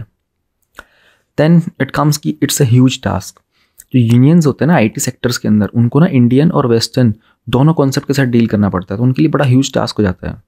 जो स्टेट होता है वो ऑब्वियसली उसको MNC की रिक्वायरमेंट भी होती है कि वो इंडिया में रहे, गवर्नमेंट को चाहिए भी कि इंडिया में रहे। स्टार्टअप्स के पास ऐसी आइडियल कंडीशंस नहीं होती यूनियनाइजेशन की। तो एम्प्लॉयज़ क्या करेंगे ना, या तो वो लो पेइंग जॉब्स एक्सेप्ट कर लेंगे, मतलब rather than forming A union बनाने से बढ़िया है कि भाई एक काम करो, चुपचाप लॉ पे जॉब ले लो, अपना खर्चा चलाओ और सेटल हो जाओ। तो दीज आर जनरली वो पीपल जो they want to settle for the less thing. फिर जो ट्रेड यूनियंस होते हैं वो मल्टीपल फ्रंट्स पे फाइट करते हैं, स्ट्रगल करते हैं अपने हिस्टोरिकल लेबर राइट्स को लेकर की, सोशल सिक्योरिटी की बात करते हैं मिलियंस की, एंड खास करके कोविड के बाद कुछ इंडस्ट्रियल एक्सीडेंट्स भी होते हैं, वो भी बहुत फ्रिक्वेंट होते हैं। तो बहुत सारी गारमेंट और जो इलेक्ट्रॉनिक इंडस्ट्रीज़ होती हैं ना, जहाँ पर बहुत बड़े बड़े सप्लाई चेन्स होते हैं, वो भी लेबर राइट्स का बहुत वायलेशन कर रहे होते हैं। ऐसा भी हुआ है कि यूनियंस काफ़ी सक्सीड भी हुए हैं मार्जिनल राइट्स को प्रोवाइड कराने में, लेकिन सिर्फ थोड़ा बहुत ही काम कर पाते हैं, बहुत ज़्यादा कर नहीं पाते। जो अमेजॉन की स्टोरी है ना, it is going viral in the 500 million labour market in India, जहाँ पर हार्डली 10% जो टोटल वर्कफोर्स है ना वो यूनियनाइज की जा रही है। तो इम्पैक्ट कितना ही पड़ जाएगा। हालांकि this is not to brush aside the fact कि जो यूनियंस है ना उनको भी सारे वर्कर्स को एनकम्पास करना पड़ेगा और उनको वर्कर्स की मोबिलाइजेशन का वैनगार्ड भी बनना पड़ेगा, यानी कि एक तरीके से फोर फ्रंट पे रहना पड़ेगा यूनियंस को। आफ्टर ऑल अगर हम लोग हिस्टोरिकली देखते हैं ना तो कलेक्टिव लेबर इंस्टीट्यूशन ना बहुत सक्सेसफुल हुए थे। तो सी वर्ड टू वर्ड हम लोगों ने कवर कर लिया, इसमें ज़्यादा कुछ था नहीं, कहानी बहुत हद तक थी, तो इतना ही था ये, इसमें ज़्यादा कुछ था ही नहीं। ये कल वाले एडिटोरियल हैं, यानी कि ये 9 फेब के थे, जो मैंने आप लोगों को जब कल वाला न्यूज़पेपर करवा रहा था मैंने कहा था ना कि ये 2 मैं स्किप करके नेक्स्ट डे करूँगा। एक्चुअली मैं नेक्स्ट डे क्यों करता हूँ ना कि मतलब मान लो अगर फॉर एग्जांपल टोटल 6 एडिटोरियल आए हैं तो मेरी कोशिश ये रहती है कि 2 मैं आज करवा दूँ और 4 मैं कल करवा देता हूँ, ठीक है। उससे 2 बेनिफिट हो जाते हैं। एक तो जो अक्सर वो जो न्यूज़ होती है ना, वो जो नेक्स्ट डे वाले होते हैं ना, वो न्यूज़ थोड़ी सी डेवलपिंग होती है, तो दिन भर में कहीं ना कहीं से थोड़ा ऐप की न्यूज़ वगैरह से आइडिया लग जाता है कि इसमें और क्या डेवलपमेंट हुई है। दूसरा ये कि ना इन 4 को फिर मैं डे टाइम में रिकॉर्ड कर लेता हूँ और नेक्स्ट डे सुबह के टाइम पे अपलोड भी कर देता हूँ। कभी कभी ऐसा भी होता है कि सुबह वीडियो अपलोड नहीं हो पाती, वो अलग अलग रीज़न होता है। तो बस ये इंटेंशन होती है कि जैसे आज के न्यूज़पेपर के अंदर जो भी होगा, आधी चीज़ मोस्टली जो एडिटोरियल्स हैं वो प्रेजेंट किए, लेकिन कुछ कल के भी हैं। तो कल वाले जो 2 थे ना, मैंने जैसे दोनों को रखा था, तो जब मैंने इसको पूरा पढ़ लिया और रिकॉर्ड भी कर लिया, फिर मैं इसको हाईलाइट करने आया था और मैंने फिर देखा कि ये तो दोनों के दोनों सेम से एडिटोरियल्स हैं, बल्कि न्यूज़पेपर ने भी क्यों ही प्रिंट किया इनको दोनों को सेम को, they should have brought up something new ना। तो हम लोगों ने, मैंने ये हाईलाइट कर लिया है, I will be putting this in the PDF, but do not go for this one. ये सेम ही टॉपिक है, बेंच एंड बिगेटरी और lesson from the court appointment drama. ये ज़्यादा बेटर तरीके से लिखा गया है, तो इसको समझने की कोशिश करते हैं। अब ये गौतम भाटिया जी के द्वारा लिखा लगा है, he is a Delhi based lawyer. इसमें ना जो भी हम कंटेंट पढ़ेंगे ना अभी आगे, पहले उसकी थोड़ी सी कहानी समझनी पड़ेगी, फिर हम लोग वर्ड टू वर्ड भी जाएंगे। मैं अक्सर आप लोगों को बोलता हूँ कि एडिटोरियल आप वर्ड टू वर्ड पढ़िए, ताकि कुछ कीवर्ड्स, कुछ स्टेटमेंट्स, कुछ फ्रेज वगैरह आपको मिल जाए आपके मीन्स के आंसर के लिए। बट यहाँ पर थोड़ी सी हल्की सी कहानी आपको समझनी पड़ेगी। देखो कॉलेजियम सिस्टम जो होता है ना, ये अक्सर न्यूज़ में चल रहा है, पिछले प्रोबेबली 2-3 महीने से न्यूज़ में चल रहा है। और जो हमारे जो न्यू वाइस प्रेसिडेंट आए ना, तो जब से ये आए तो इन्होंने भी इसको दोबारा से इस मुद्दे को एकदम गर्म रखा हुआ है, हॉट मैटर है ये हमारा। अभी हुआ यही था ना कि रिसेंटली एक मतलब वेल नोन अपॉइंटमेंट हुआ था विक्टोरिया गौरी का, ठीक है, मद्रास की हाई कोर्ट के अंदर। तो हुआ ये था कि देखो कॉलेजियम क्या करता है ना, कॉलेजियम 2 काम करता है, अपॉइंटमेंट करेगा और ट्रांसफ़र करेगा। तो कॉलेजियम ने डिसाइड किया कि ठीक है, ऐसे ऐसे करके कोई विक्टोरिया गौरी है, उनकी एलिजिबिलिटी वगैरह को देखा कि एलिजिबल है या नहीं, सूटेबल है या नहीं, एंड उनको अपॉइंटमेंट करना चाहता। अब जो विक्टोरिया गौरी के बारे में ना, कॉलेजियम क्या करता है कि अपना पूरा प्लान करके हम इसको एक्सेप्ट करेंगे, वो उसके बाद गवर्नमेंट के पास भेजता है उस फाइल को अप्रूवल के लिए, बेसिकली लॉ मिनिस्ट्री के बाद। फिर वो उनको चेक करते हैं। अगर ऐसा होता है कि लॉ मिनिस्ट्री को लगता है कि नहीं इसमें तो कोई प्रॉब्लम होगी, तो वो कॉलेजियम के पास फाइल को वापस भेज सकते हैं, ठीक है, कि इसमें ये प्रॉब्लम है। अब ये कॉलेजियम पर डिपेंड करता है कि उसे वो एक्सेप्ट करना है या नहीं करना। अगर वो एक्सेप्ट करते हैं तो बदलाव करके आगे भेज देंगे वापस। उनको लगता है कि हमें बदलाव नहीं करना, हमने जो डिसाइड कर लिया वो कर लिया, वापस से फाइल को भेजते हैं। फिर लॉ कमीशन उस फाइल को, मिनिस्ट्री ऑफ लॉ जो होती है, सॉरी लॉ कमीशन नहीं, मिनिस्ट्री ऑफ लॉ, उस फाइल को वापस नहीं भेज सकती, और वो आगे फिर प्राइम मिनिस्टर एंड देन जो भी होता है प्रोसेस, फिर फाइनल प्रेसिडेंट उसका अपॉइंटमेंट करते हैं। अभी ये हुआ था ना, विक्टोरिया जी की जो फाइल थी ना, ये गवर्नमेंट के पास जाई थी, और अक्सर देखने को मिला कि इस वाले अपॉइंटमेंट के अंदर ना गवर्नमेंट ने जल्दबाजी की थी, ठीक है। और हो ये रहा था कि मतलब चलो फिर इतना ही बताना काफ़ी था, अभी आगे की स्टोरी हम लोग उसमें पढ़ते पढ़ते समझ जाएंगे, ठीक है। एक बेसिक बैकग्राउंड देना था। तो रिसेंटली प्रॉब्लम चल रही थी हमारे जुडिशरी के बीच में और जो पॉलिटिकल एग्जीक्यूटिव है उसके बीच में। तो सवाल ये उठ के आता है कि किसके पास पावर है जजेस को अपॉइंट करने की for the high courts and the supreme courts of India, ठीक है। जो कॉलेजियम सिस्टम का डेवलपमेंट हुआ था ना, इसमें 3 जजेस के केसेस थे, जिसमें फाइनल जो हुआ था हमारा 1993 का जजमेंट था, जो तीसरे वाला था। तो इसमें ये बात निकल के आई थी कि हमारे 3 सीनियर मोस्ट जो जजेस होंगे ना सुप्रीम कोर्ट के, वो रिकमेंडेशन देंगे हाई कोर्ट के लिए। हाई कोर्ट की बात की जा रही है, सुप्रीम कोर्ट के मामले में वो 4 सीनियर मोस्ट हो जाते हैं फिर टोटल। तो गवर्नमेंट मे प्रोवाइड इनपुट्स, सी वो यही कह रहे हैं, गवर्नमेंट मे प्रोवाइड इनपुट्स, अगर और रिकंसिडरेशन की बात कर सकती है इस रिकमेंडेशन के बेसिस पर। तो और अगर ये रिकमेंडेशन फिर से रीआइट्रेट होकर वापस आ जाती है तो formally government is bound to accept it, अब गवर्नमेंट उसमें बदलाव नहीं कर सकती। तो अभी ये काफ़ी वेल नोन कंट्रोवर्सी आई है कि एल विक्टोरिया गौरी जी, जिनका मद्रास हाई कोर्ट के अंदर एक अपॉइंटमेंट करना था, तो इसमें ये जो पैटर्न था ना, इस पैटर्न का ही कुछ बदलाव देखने को मिला। तो हुआ ये क्या, कॉलेजियम ने रिकमेंड किया था इनका नाम जजशिप के लिए, फिर एक पिटीशन फाइल की गई थी सुप्रीम कोर्ट के द्वारा इनकी अपॉइंटमेंट को चैलेंज करते हुए। और किस बेसिस पर थी, वो इस बेसिस पर थी कि इन्होंने ना एक मुस्लिम्स और क्रिश्चियंस के प्रति एक हेट स्पीच दी थी। और हेट स्पीच में इन्होंने ये रिलीजियस माइनॉरिटीज़ के बारे में कुछ कहा था। अब चीफ जस्टिस ऑफ इंडिया, जो कि हमारे कॉलेजियम को हेड करते हैं, उन्होंने कहा कि देखो कॉलेजियम ने ना इस बात का संज्ञान तो लिया है, ये जो नया मटेरियल इनके पास आया था, लेकिन उन्होंने कहा कि before anything could have been done, जो अपॉइंटमेंट प्रोसेस था ना वो कंप्लीट हो चुका था। अब होता ही है ना कि एक लास्ट डिच अटेम्प्ट इसको रोकने के लिए किया जा सकता है बाय लीगल चैलेंज, इसको भी रिजेक्ट कर दिया था फ्रॉम द अदर 2 जजेस ऑफ द सुप्रीम कोर्ट। ठीक है, कॉलेजियम में अगर ये प्रोसेस कंप्लीट हो गया तो सीजीआई ने कहा कि देखो हमारे पास जो मटेरियल आपने नई इन्फॉर्मेशन दी ना वो थोड़ी सी लेट थी, हल्की सी लेट थी, मिल भी गई थी, लेकिन हमारा अपॉइंटमेंट का प्रोसेस कंप्लीट हो चुका था। फिर ये होता है कि दूसरा तरीका क्या होता है, दूसरा तरीका ये होता है कि इसको फिर लीगल तरीके से हैंडल किया जाए। तो उसमें सुप्रीम कोर्ट के जो और 2 जजेस थे ना, उन्होंने इसको और मना कर दिया। अब ये जो पूरा का पूरा मुद्दा है ना, ये देखो सेंट्रल गवर्नमेंट के लिए ना बड़ा अच्छा वो मिल गया केस, कि हम यही तो कहना चाह रहे थे तब से कि कॉलेजियम के अंदर तुम्हारे ट्रांसपेरेंसी नहीं होती है, अकाउंटेबिलिटी नहीं होती है, छुप छुप के कर रहे होते हो। अब देखो किसी का अपॉइंटमेंट तुम लोगों ने कर दिया, इसके ऊपर ऐसे ऐसे केस निकल के आए, अब इसका क्या करोगे। तो सेंट्रल गवर्नमेंट को ना एक बड़ा अच्छा एग्जाम्पल मिल गया अभी रिसेंटली, तो इसको समझने की कोशिश करेंगे। कंट्रोवर्सी के अंदर जो अभी राइट नाउ जो स्ट्रक्चर प्रॉब्लम्स थी ना हमारे जुडिशियल अपॉइंटमेंट्स की, उसी को हाईलाइट किया गया है। तो पहली प्रॉब्लम है, ठीक है, वो है ओपेसिटी, पारदर्शिता नहीं है, ट्रांसपेरेंसी नहीं है। तो जो कॉलेजियम का फंक्शनिंग होती है ना, उसके अंदर जो भी जुडिशियल अपॉइंटमेंट्स होती हैं, देखो दूसरी कंट्रीज़ के अंदर ना इस जुडिशियल अपॉइंटमेंट में बहुत हद तक डेमोक्रेटिक प्रोसेस का इस्तेमाल किया जाता है। अनलाइक इंडिया, यूएस हो गया, साउथ अफ्रीका और केन्या हो गया, उनके जो प्रोसेस होते हैं ना वो सारे के सारे ओपन होते हैं। एंड जो भी जुरिस्डिक्शंस होते हैं उसमें जो जुडिशियल कैंडिडेट्स होते हैं उनके नाम पहले पब्लिकली बताए जाते हैं, उसके बाद इसका सिलेक्शन प्रोसेस जो होता है ना कंप्लीट होता है। तो इंडिया में ऐसा नहीं होता। जैसे इंडिया में जो अभी राइट ना जो विक्टोरिया गौरी का जो केस था ना, तो ये जो इशू था ना ये सबके सामने तभी आया था जब सिलेक्शन बॉडीज़ को पता चल चुका था एग्जैक्टली। तो ये पता होना चाहिए था ना पहले, लेकिन इंडिया में तो ओपेक सिस्टम होता है पूरा का पूरा, ओपेसिटी की प्रॉब्लम है। तो सिलेक्शन बॉडीज़ जो होती हैं अगर उनको पहले से पता होता तो इस बात को अकाउंट में लेते, है ना। और उसके अंदर जुडिशियल कैंडिडेट्स के बारे में उनसे सवाल भी किए जाते, फिर उनको एक्सप्लेनेशन के बारे में बात की जाती, उनको जस्टिफाई करने का मौका दिया जाता। तो एक discussion that would have be public, but ऐसा होता नहीं है इंडिया के अंदर। At the end of the process जो सिलेक्शन बॉडी होती है ना उसका काम होता है फिर डिसीजन बनाना, वो सारे सवाल करती। तो अब हमें पता ही नहीं था लोगों को विक्टोरिया गौरी के अपॉइंटमेंट के बारे में बात की जा रही है। अगर पता होता तो लोग पहले से बोलते कि इन्होंने तो हेट स्पीचेस दिए थे रिलीजियस माइनॉरिटीज़ को लेकर के, तो सिलेक्शन का प्रोसेस स्टार्ट ही नहीं होता।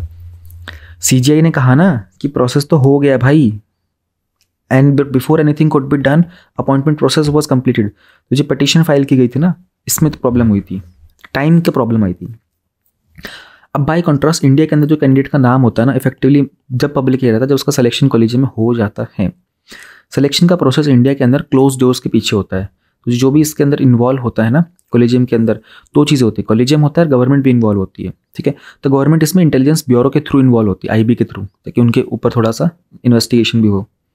अब इसके कारण ट्रांसपेरेंसी की उनको कीमत चुकानी पड़ती है, लेकिन एसिमेट्रिकल भी है। ठीक है, तालमेल में नहीं है, सिमेट्री नहीं है इसके अंदर।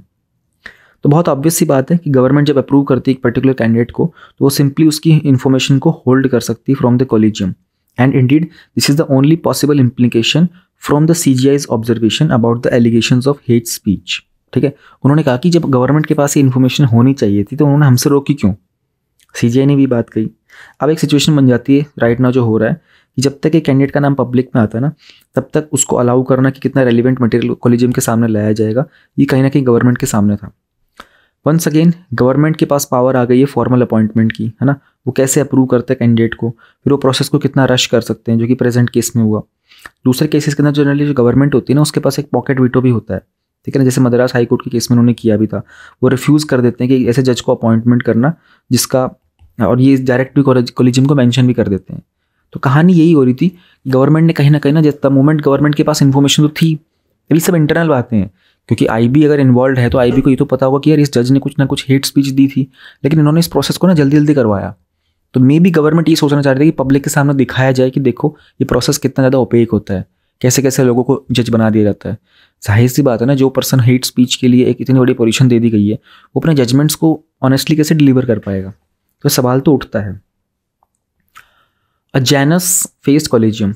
अब ये जो दूसरा पूरा का पूरा इशू है ना, इसमें सेकंड प्रॉब्लम निकल के भी आती है, ठीक है। तो एक बार अगर कॉलेजियम ने रिकमेंडेशन कर दी है ना, तो दूसरा तरीका होता है कि उसको कैसे हटाया जाएगा, उसको कॉन्टेस्ट कैसे किया जाएगा, उसके ऊपर विवाद कैसे किया जाएगा, लीगल चैलेंज किया जाएगा। अभी चैलेंज जो है ना लीगल वाला, ये जाएगा भी सुप्रीम कोर्ट के पास ही, ठीक है ना।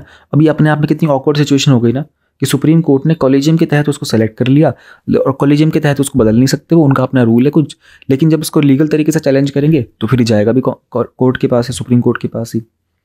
जो डिसीजन था ना कॉलेजियम का, जिसमें 3 जजेस थे, ठीक है, और जो सीनियर मोस्ट जजेस होते हैं सुप्रीम कोर्ट के, they must be challenged before their own junior colleagues and basically जो सीजे के द्वारा काम दिया गया था, जो कि हेड करते हैं कॉलेजियम को। अब पॉइंट ये ना, टेक्निकली जब रिकमेंड किया जाता है कोई नाम को, तो कॉलेजियम उस मोमेंट पर एक एडमिनिस्ट्रेटिव बॉडी की तरह काम कर रहा होता है, ठीक है। और जो एडमिनिस्ट्रेटिव डिसीजंस होते हैं सारे के सारे जुडिशियल रिव्यू के लिए ओपन होते हैं, ठीक है।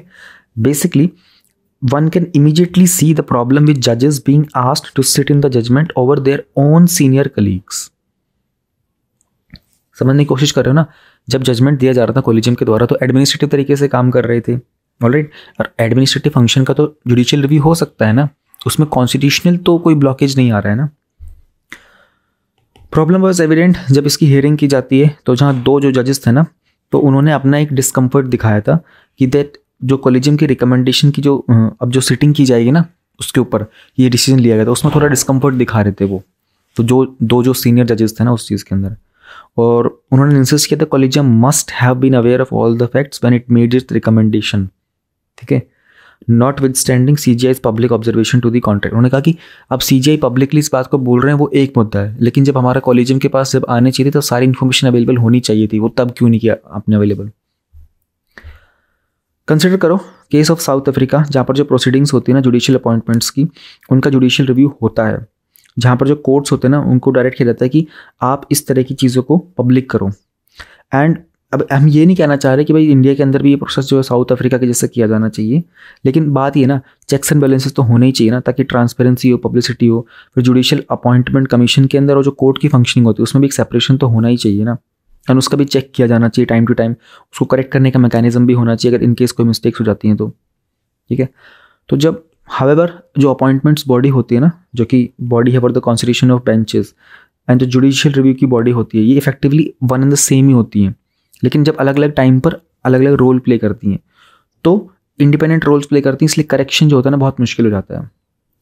फर्दर मोर जो जजेस है ना, उन्होंने इंसिस्ट किया था कि जो ओनली क्वेश्चन है ना with respect to judicial review, वो था इनकी एलिजिबिलिटी को लेकर और उनकी सूटेबिलिटी को लेकर, ऑलराइट। तो सूटेबिलिटी को उन्होंने इग्नोर करने की कोशिश की, उन्होंने कहा कि सिर्फ एलिजिबिलिटी के ऊपर काम किया जा सकता है कि एलिजिबल थी या नहीं, नॉट द सूटेबिलिटी वन। इसके बियॉन्ड इसमें ना कुछ भी नहीं था आगे का, और इतना ही था ये कंटेंट पढ़ने का। ये एक लास्ट की लाइन है, चाहो तो लिख सकते हो, what we need is an appointment process that genuinely safeguard judicial independence from executive dominance. ये कंक्लूजन के लिए अच्छी, क्योंकि इस पर एक मेंस का क्वेश्चन आएगा कहीं ना कहीं, मेंस में प्रीलिम्स के अंदर ना जुडिशरी में इस पर सवाल आएगा कॉलेजियम एंड ऑल के ऊपर, तो उसको पढ़ के जाना है। लंबी डिबेट चली है और यूपीएससी चाहता है कि स्टूडेंट्स को इसके बारे में पता हो। तो विक्टोरिया गौरी का केस भी आपके पास बन गया है एग्जाम्पल में, काफ़ी अच्छा। Alright, now we have this editorial exploring the blue in the India France partnership. ठीक है, 2 कंट्री की बात की जा रही है, ब्लू के मतलब कहीं ना कहीं मैरीटाइम की बात की जाएगी। तो इस एडिटोरियल को लिखा गया है हर्ष वी पंत के द्वारा। He is the vice president of ORF and Ankita Dutta, she is a fellow at the ORF। तो ऑब्जर्वर रिसर्च फाउंडेशन का ना वो एक एनुअल सेशन भी होता है जिसमें हमारी ministry of external affairs support वो लेती है, पार्टिसिपेट करती है। तो जिनका भी सिलेक्शन होता है ना, जो यूपीएससी के एग्जाम क्लियर होते हैं इंडियन फॉरेन सर्विस के अंदर, तो जो लास्ट ईयर जिनका सिलेक्शन होता है ना, वो सब लोग ORF की जो ये सेशन होता है ना इस टाइम पर, उसमें पार्टिसिपेट करते हैं। ठीक है, इन्होंने इंडिया फ्रांस के रिलेशनशिप के ऊपर बात करने की कोशिश की। देखो IR का टॉपिक है, जो भी इसमें इन्फॉर्मेशन गिवन है ना, ये सब आपकी PT 365 के अंदर, मेंस 365 के अंदर ऑलरेडी होती है IR वाली बुकलेट के अंदर। तो it's kind of a revision here. ठीक है। हुआ ये है कि इंडिया और फ्रांस की जो स्ट्रेटेजिक पार्टनरशिप थी ना उसको 25 साल हो चुके हैं, 26 जनवरी को 25 साल हो गए थे। एंड दोनों ने ही इसको रिलेशनशिप को और बेहतर करने के लिए कुछ स्टेप्स लिए थे। 1998 के अंदर ये स्ट्रेटेजिक पार्टनरशिप के ऊपर काम करना स्टार्ट किया गया था। एंड ओवर द ईयर्स इसमें अपनी हमारी शेयर्ड वैल्यूज़ और एस्पिरेशंस के कारण, जैसे कि पीस, स्टेबिलिटी, मोस्ट इंपॉर्टेंटली हम दोनों कंट्रीज स्ट्रेटेजिक ऑटोनॉमी चाहती हैं अपने अपने वर्ल्ड के अंदर। तो एज ऑफ नाउ दोनों नेशंस के बीच में ना कोई सब्सटेंटिव डिसएग्रीमेंट नहीं है। जैसे कि फ्रांस और अगर पाकिस्तान की बात करते हैं ना तो दोनों के बीच में ना रिलीजन को लेकर के ना बहुत सारे डिसएग्रीमेंट्स हैं, राइट। बट इंडिया का फ्रांस के साथ नहीं है। अगर कुछ डेटा की बात करते हैं तो इंडिया का 2021-22 में फ्रांस के साथ जो ट्रेड था ना वो था $12.42 बिलियन, ठीक है। और फ्रांस जो है ना वो इंडिया का 11th लार्जेस्ट फॉरेन इन्वेस्टर भी रहा है। तो पिछले 22 सालों के अंदर ना फ्रांस ने इंडिया के अंदर ऑलमोस्ट 10 बिलियन के आसपास का इन्वेस्टमेंट किया था। और अगर हम लोग बात करते हैं FDIs के इन्फ्लोज की, उसमें से ये जो पूरा था तो ये 1.7% बनता है हमारे टोटल में से। तो फ्रांस बहुत मेजर रोल प्ले करता है। Now move to the bigger picture. आज की डेट में ना फ्रांस जो है ना वो इंडिया का सेकंड लार्जेस्ट डिफेंस सप्लायर बन चुका है 2017 से 2021 के टाइम पर, और एक मेजर स्ट्रेटेजिक पार्टनर भी रहा था हमारे डिफेंस डील्स में। हमारी मिलिट्री एंगेजमेंट में भी उन्होंने सपोर्ट की थी। जैसे फ्रेंच स्कॉर्पियन कन्वेंशनल सबमरीन्स है ना वो इंडिया में बनाई जा रही है। तो इसका टेक्नोलॉजी ट्रांसफर का एग्रीमेंट हम लोगों ने 2005 में साइन किया था। और हमारी इंडियन एयरफोर्स को 36 रफाल फाइटर जेट्स भी मिले थे। रफाल को लेकर के आपको पता है गवर्नमेंट में कितना शोर हुआ था, ऑपोजिशन गवर्नमेंट का एंड ऑपोजिशन पार्टीज़ का एंड गवर्नमेंट का। अब इसमें वो था कि टाटा जो ग्रुप है ना हमारा, उन्होंने ना एयरबस जो कि एक मैन्युफैक्चरर है उनके साथ टाई अप किया था। और उन्होंने कहा था कि जो ट्रांसपोर्ट एयरक्राफ्ट होता है ना C295 उसको प्रोक्योर करेंगे हम लोग। तो उन्होंने फिर फर्दर कहा था कि इस चीज़ को हम लोग सिविलियन और मिलिट्री एयरक्राफ्ट में और फर्दर एक्सपेंड करेंगे, क्योंकि इंडिया और फ्रांस जो है ना वो जॉइंट वेंचर बनाएगा। देन हमारी जो मिलिट्री डायलॉग्स और एक्सरसाइज भी होती है, जैसे वरुण होता है नेवी के लिए, गरुड़ होता है एयरफोर्स के लिए, शक्ति होता है आर्मी के लिए। एंड हमारी डिफेंस पार्टनरशिप और भी मजबूत होती गई थी, क्योंकि रिसेंटली फ्रांस के जो एम्बेसडर थे ना, फ्रांस एम्बेसडर टू इंडिया, उनका नाम है इमैनुअल लिनाइन। उन्होंने कहा था कि फ्रांस एक विलिंग पार्टनर है फॉर इंडिया और अपने नेशनल इंडस्ट्रियल बेस को यहाँ बनाना भी चाहता है, खास करके जो डिफेंस इंडस्ट्री है उसके लिए, एंड जो हमारे क्रिटिकल स्ट्रेटेजिक डिफेंस प्रोजेक्ट्स हैं उन पर काम करना चाहता है। तो कुछ कॉम्प्लेक्सिटीज़ आती हैं इंटरनेशनल जियोपॉलिटिकल ऑर्डर में, वो भी इमर्ज हुई थी, लेकिन दोनों कंट्रीज़ ने अपने कोऑपरेशन को डीप और ब्रॉड किया था। तो France one of the first countries था जिसने इंडिया की सिविल न्यूक्लियर डील में सपोर्ट किया था, प्रोवाइड किया था। एंड उन्होंने इंडिया की जो नॉन प्रोलिफरेशन का जो प्रोसेस था ना उसमें इंडिया को जब आइसोलेट किया जा रहा था तो उन्होंने इंडिया की आइसोलेशन को रिड्यूस करने की कोशिश की थी 1998 के न्यूक्लियर टेस्ट के बाद में। फिर फ्रांस इंडिया को सपोर्ट करता है कि हम लोग UN के सिक्योरिटी काउंसिल के अंदर अपनी परमानेंट मेंबरशिप ले सकें, क्योंकि France is part of P5 और न्यूक्लियर सप्लाई ग्रुप में भी इंडिया को सपोर्ट करता है कि इंडिया को सब मेंबरशिप मिलनी चाहिए। तो अब ये दोनों चीज़ें जो कहीं ना कहीं एनवायरनमेंट से कनेक्टेड है, क्लाइमेट चेंज से। तो इंडिया ने भी क्या किया इन रिस्पॉन्स में, जो पेरिस एग्रीमेंट हुआ था ना उसको सपोर्ट किया था। इंडिया ने कहा था कि क्लाइमेट चेंज के इम्पैक्ट को हमें मिटिगेट करना बहुत ज़रूरी है। तो दोनों ही कंट्रीज़ ने, दिल्ली ने और पेरिस ने, यानी कि कैपिटल की बात की जा रही है, हमारे कुछ जॉइंट एफर्ट्स थे। जैसे दोनों ने मिलकर के ना 2015 में इंटरनेशनल सोलर अलायंस बनाया था, ISA। ध्यान रहे पहले इंटरनेशनल सोलर अलायंस के अंदर ना जो हमारे ट्रॉपिकल रीजन थे ना, तो ये हमारा इक्वेटर होता है, ये हमारा ट्रॉपिकल रीजन होता है, ठीक है, इक्वेटर के पास। पहले सिर्फ इन कंट्रीज़ के लिए इसकी मेंबरशिप ओपन थी, बट रिसेंटली ISA ने अपडेट कर दिया। तो उन्होंने कहा था कि अब UN के जो भी मेंबर्स हैं ना उन सबकी मेंबरशिप ओपन है हमारे इंटरनेशनल सोलर अलायंस के लिए। तो ये एकमात्र ऐसा इंटरनेशनल वो है ग्रुप है जिसका हेडक्वार्टर जो है ना वो गुरुग्राम में है, ठीक है। तो पता होना चाहिए कुछ कुछ चीज़ों का। मैरीटाइम की हम लोग बात करते हैं तो हमारी स्ट्रेटेजिक पार्टनरशिप जो है वो इंप्रूव होती जा रही है, खास करके मैरीटाइम कोऑपरेशन के अंदर। दोनों के दोनों इंडियन ओशियन के अंदर और इंडो पैसिफिक के अंदर रेजिडेंट पावर्स है। रेजिडेंट मतलब इनके पास रहने की जगह है। अब फ्रांस के पास रहने की जगह इंडिया के पास तो है, समझ में आता है कि इंडियन ओशियन में है, और इंडो पैसिफिक तो हमारे से टच ही करता है। फ्रांस के ना आइलैंड्स हैं। अगर हम लोग टाइम जोन्स की बात करते हैं ना, ये पूरा अर्थ है हमारे पास टाइम जोन्स की, तो अगर हम लोग एक कॉन्टिनेंट की बात करते हैं, कॉन्टिन्यूड कॉन्टिनेंट की, तो रशिया के पास मैक्सिमम टाइम जोन्स हैं। लेकिन हम लोग ओवरऑल बात करते हैं ना तो यहाँ पर फ्रांस है, कहीं ना कहीं फ्रांस के ना छोटे छोटे आइलैंड्स बहुत सारे हैं, तो उसके अकॉर्डिंगली मैक्सिमम जो टाइम जोन्स है ना वो फ्रांस के हैं, रशिया के नहीं है, ठीक है। ध्यान रखना ये थोड़ा सा डिफरेंस, ये ज्योग्राफी में आप लोग पढ़ते हो वैसे। तो वो ये था कि जो इंडियन ओशन रीजन है ना इसको बहुत ज़्यादा इंपॉर्टेंस दी गई थी, क्योंकि जब 2018 में फ्रांस के जो प्रेसिडेंट आए थे ना इमैनुअल मैक्रोन, तो उस टाइम पर दोनों ने कंट्रीज़ ने बात की थी और कहा था कि जॉइंट स्ट्रेटेजिक विजन होगा हमारा इंडिया फ्रांस का cooperation in the Indian Ocean region. तो अपने जो संबंधों को मजबूत करने के लिए जो क्या ब्लूप्रिंट हो सकता है उसको प्रेजेंट किया गया था। ऑपरेशनल टर्म्स की अगर बात करते हैं तो दोनों ही इंडियन ओशन में पेट्रोलिंग भी करते हैं एंड जो भी लाइक माइंडेड पार्टनर्स होते हैं उनके साथ एंगेज भी करते हैं इंडियन ओशन में। मैरीटाइम सिक्योरिटी के अंदर दोनों कंट्रीज़ ने अपना कॉमन विजन बताया था कि इंडो पैसिफिक रीजन के अंदर दोनों कंट्रीज चाहती हैं फ्री, फेयर और ओपन रीजन होना चाहिए। एंड दोनों कंट्रीज एक कॉम्प्रिहेंसिव स्ट्रेटजी पे भी काम करते हैं कि maritime security, regional cooperation and climate change को होने वाले जो भी इश्यूज़ हैं उनको मिटिगेट करने के लिए। प्लस में सितंबर 2022 में बिल्कुल रिसेंटली इंडिया और फ्रांस ने एक Indo Pacific trilateral development cooperation fund भी बनाया था, तो इनोवेटिव सॉल्यूशंस पे काम करने के लिए इस रीजन के अंदर। फिर एक ट्राइलेटरल ग्रुपिंग भी है जहाँ पर इंडिया, फ्रांस और यूएई तीनों के तीनों मिलकर के ना मैरीटाइम डोमेन के अंदर अवेयरनेस पे काम करते हैं। और ये जो रीजन है ना, सिंस ये पैसिफिक से थोड़ा सा दूर है तो ये अफ्रीका के ईस्ट कोस्ट की तरफ है, यहाँ पर सिक्योरिटी प्रोवाइड करना बहुत इंपॉर्टेंट है, क्योंकि ये वो रीजन है जहाँ पर मैक्सिमम पायरेसी होती है, पायरेट्स पाए जाते हैं। फिर दोनों कंट्रीज़ के ना यूक्रेन के मैटर को लेकर के थोड़ा डाइवर्जेंट व्यूज़ हैं, लेकिन एक ब्रॉड अंडरस्टैंडिंग भी है एक दूसरे की पोजीशन को लेकर के, और दोनों कोशिश कर रहे हैं कि कंस्ट्रक्टिव रोल प्ले कर सके इस क्राइसिस के अंदर। तो ये भी इंपॉर्टेंट है जानना कि मिस्टर मैक्रोन और जो प्राइम मिनिस्टर मोदी है ना, ये वर्ल्ड के ऐसे कुछ लीडर्स जिन्होंने जो रशिया के प्रेसिडेंट है उनके साथ भी और यूक्रेन के प्रेसिडेंट दोनों के साथ में ना कुछ ओपन कम्युनिकेशन चैनल मेंटेन किए हुए हैं। दोनों कंट्रीज़ चाइना को लेकर भी अपना कंसर्न शेयर करती है और बिलीव करती है कि चाइना का एग्रेसिव बिहेवियर ना इस रीजन के लिए सेफ नहीं है। देन इंडिया की जो पार्टनरशिप है फ्रांस के साथ, वो कुछ कॉमन वैल्यूज़ और गोल्स के ऊपर है। हम लोगों ने स्टार्टिंग में देखा था ना, हमारे कॉमन वैल्यूज़ और गोल्स क्या क्या है, पीस, स्टेबिलिटी, स्ट्रेटेजिक ऑटोनॉमी, ये हमारे कॉमन वैल्यूज़ और गोल्स हैं। तो दोनों ने स्ट्रेटेजिक ऑटोनॉमी को मेंटेन करना बहुत वैल्यूएबल समझा था, और इसको लेकर के ना हाई लेवल का एक इंडिया फ्रांस पॉलिटिकल डायलॉग भी था जो कि हो रहा है, बेसिकली ऑनगोइंग है, डिफेंस में, मैरीटाइम में, काउंटर टेररिज्म के अंदर और इंडो पैसिफिक के अंदर। इसके अलावा दोनों कंट्रीज चाहते हैं कि डिजिटाइजेशन में, cyber, green energy, blue economy, ocean sciences और स्पेस के अंदर हम अपना कोऑपरेशन बेहतर करते रहें। तो इंडिया फ्रांस एक दूसरे के इंटरेस्ट को, डिपेंडेंसी को समझते हैं एंड किस तरीके से चाइना और रशिया के साथ रिलेशनशिप बनाने इसको भी समझते हैं।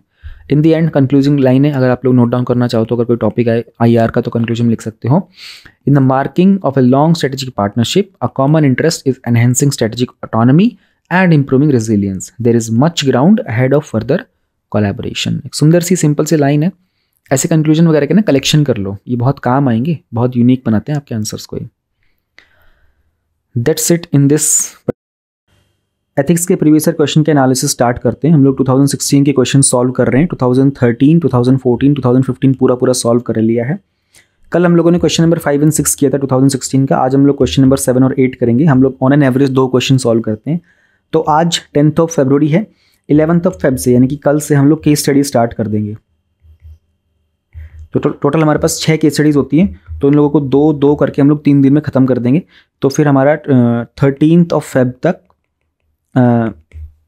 2016 का पेपर कंप्लीट हो जाएगा। ठीक है, आज क्वेश्चन नंबर 7 करना है हमें। Let's move to question number 7। अगर आप में से कोई नया है इस चैनल पर तो ध्यान रहे कि मैं PDF प्रोवाइड नहीं करता हूँ इसकी, आप लोग साथ साथ में लिखते रहिए। एंड अगर आपको यूट्यूब पर सर्च करना होगा ना, तो वीडियोज़ में जाओ, हर वीडियोज़ के थंबनेल में ना नीचे ग्रीन कलर की एक छोटी सी स्ट्रिप होती है, तो उससे आपको आइडिया लग जाएगा कि इस वीडियो के अंदर एथिक्स का पेपर सॉल्व किया गया था या नहीं किया गया था। तो जिस थंबनेल में ग्रीन स्ट्रिप नहीं है उसके अंदर एथिक्स का पेपर नहीं है। बीच में 2-4 दिन थे जहाँ पर मैंने एथिक्स का कोई सॉल्यूशन प्रोवाइड नहीं किया था। तो क्वेश्चन नंबर 7 है, anger is harmful negative emotion. उसने खुद ही बोल दिया कि नेगेटिव इमोशन है। It is injurious to both personal life and work life. उसने खुद ही बोल दिया कि नुकसान कर रहा है। फिर उसने एक पूछा है, डिस्कस करो how it leads to negative emotions and undesirable behaviours. Okay, how it leads, होता कैसे है, ठीक है, कॉज पूछ रहा है। बी में बात कर रहे हैं, how can it be managed and controlled. तो एक स्टेटमेंट है, हल्का सा हम लोग स्टेटमेंट को एक्सपेंड करेंगे, फिर हम लोग ए पार्ट को बताएंगे कि होता कैसे है और बी पार्ट को बताएंगे मैनेज कैसे करना है। ठीक है, 3 कंपोनेंट है, उन तीनों पे काम करना है। 10 नंबर का यानी कि 2 शीट्स मिलेंगी हमको।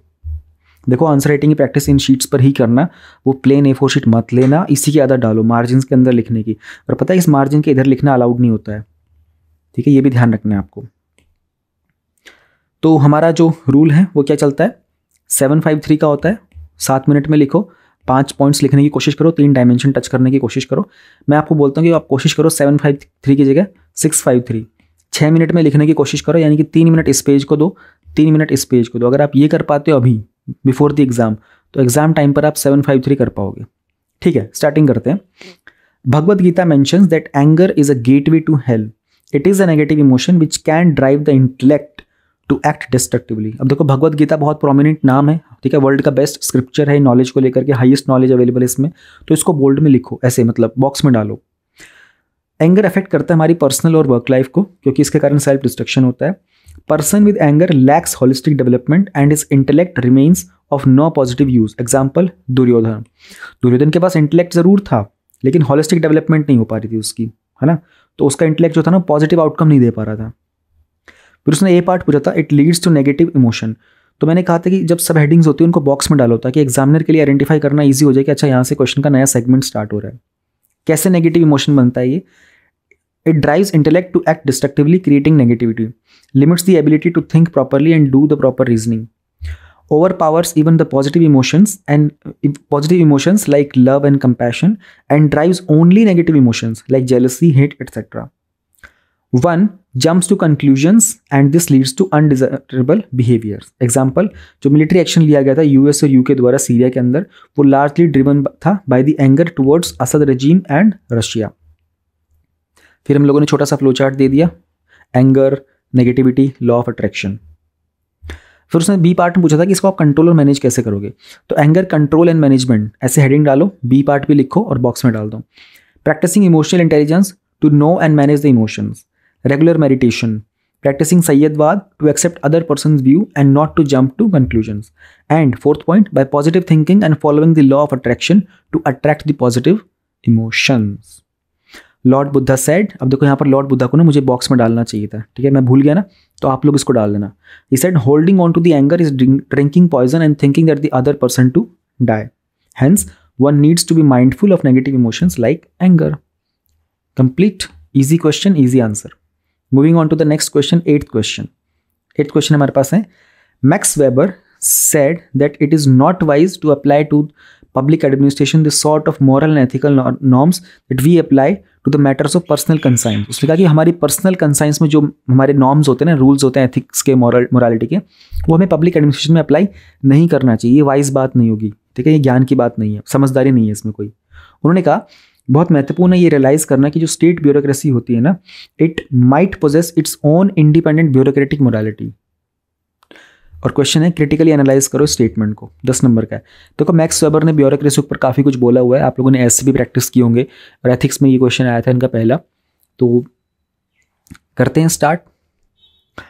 For Weber the ethical attributes of the good bureaucrat और द ब्यूरोक्रेटिक मोरालिटी आर, कि एक अच्छा ब्यूरोक्रेट क्या होता है, strict adherence to the procedure, commitment to the purpose of office, subordinating one's self to the dictates of procedural decision making, administrative principles are explicit and value free, there is no place for personal choices. Hence, according to him, it is not wise to apply to public administration the sort of moral and ethical norms we apply to the matters of personal conscience. तो उनके accordingly ये ठीक बात नहीं है। इसके कारण क्या फ़ायदा होता है, it helps to ensure objectivity, transparency and strict accountability.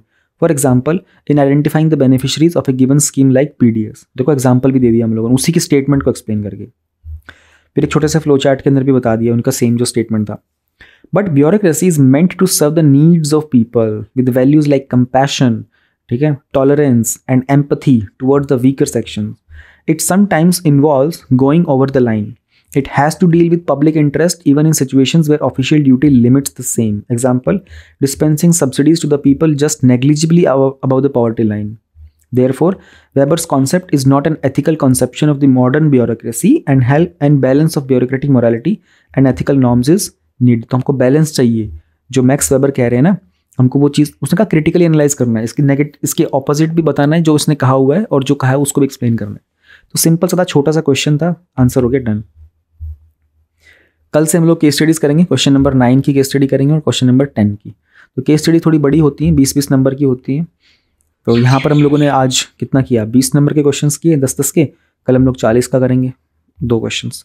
Thank you very much, keep supporting this initiative. बहुत बहुत धन्यवाद। PDF आप लोगों को टेलीग्राम चैनल पे मिल जाएगी, टेलीग्राम चैनल का लिंक डिस्क्रिप्शन में होता है।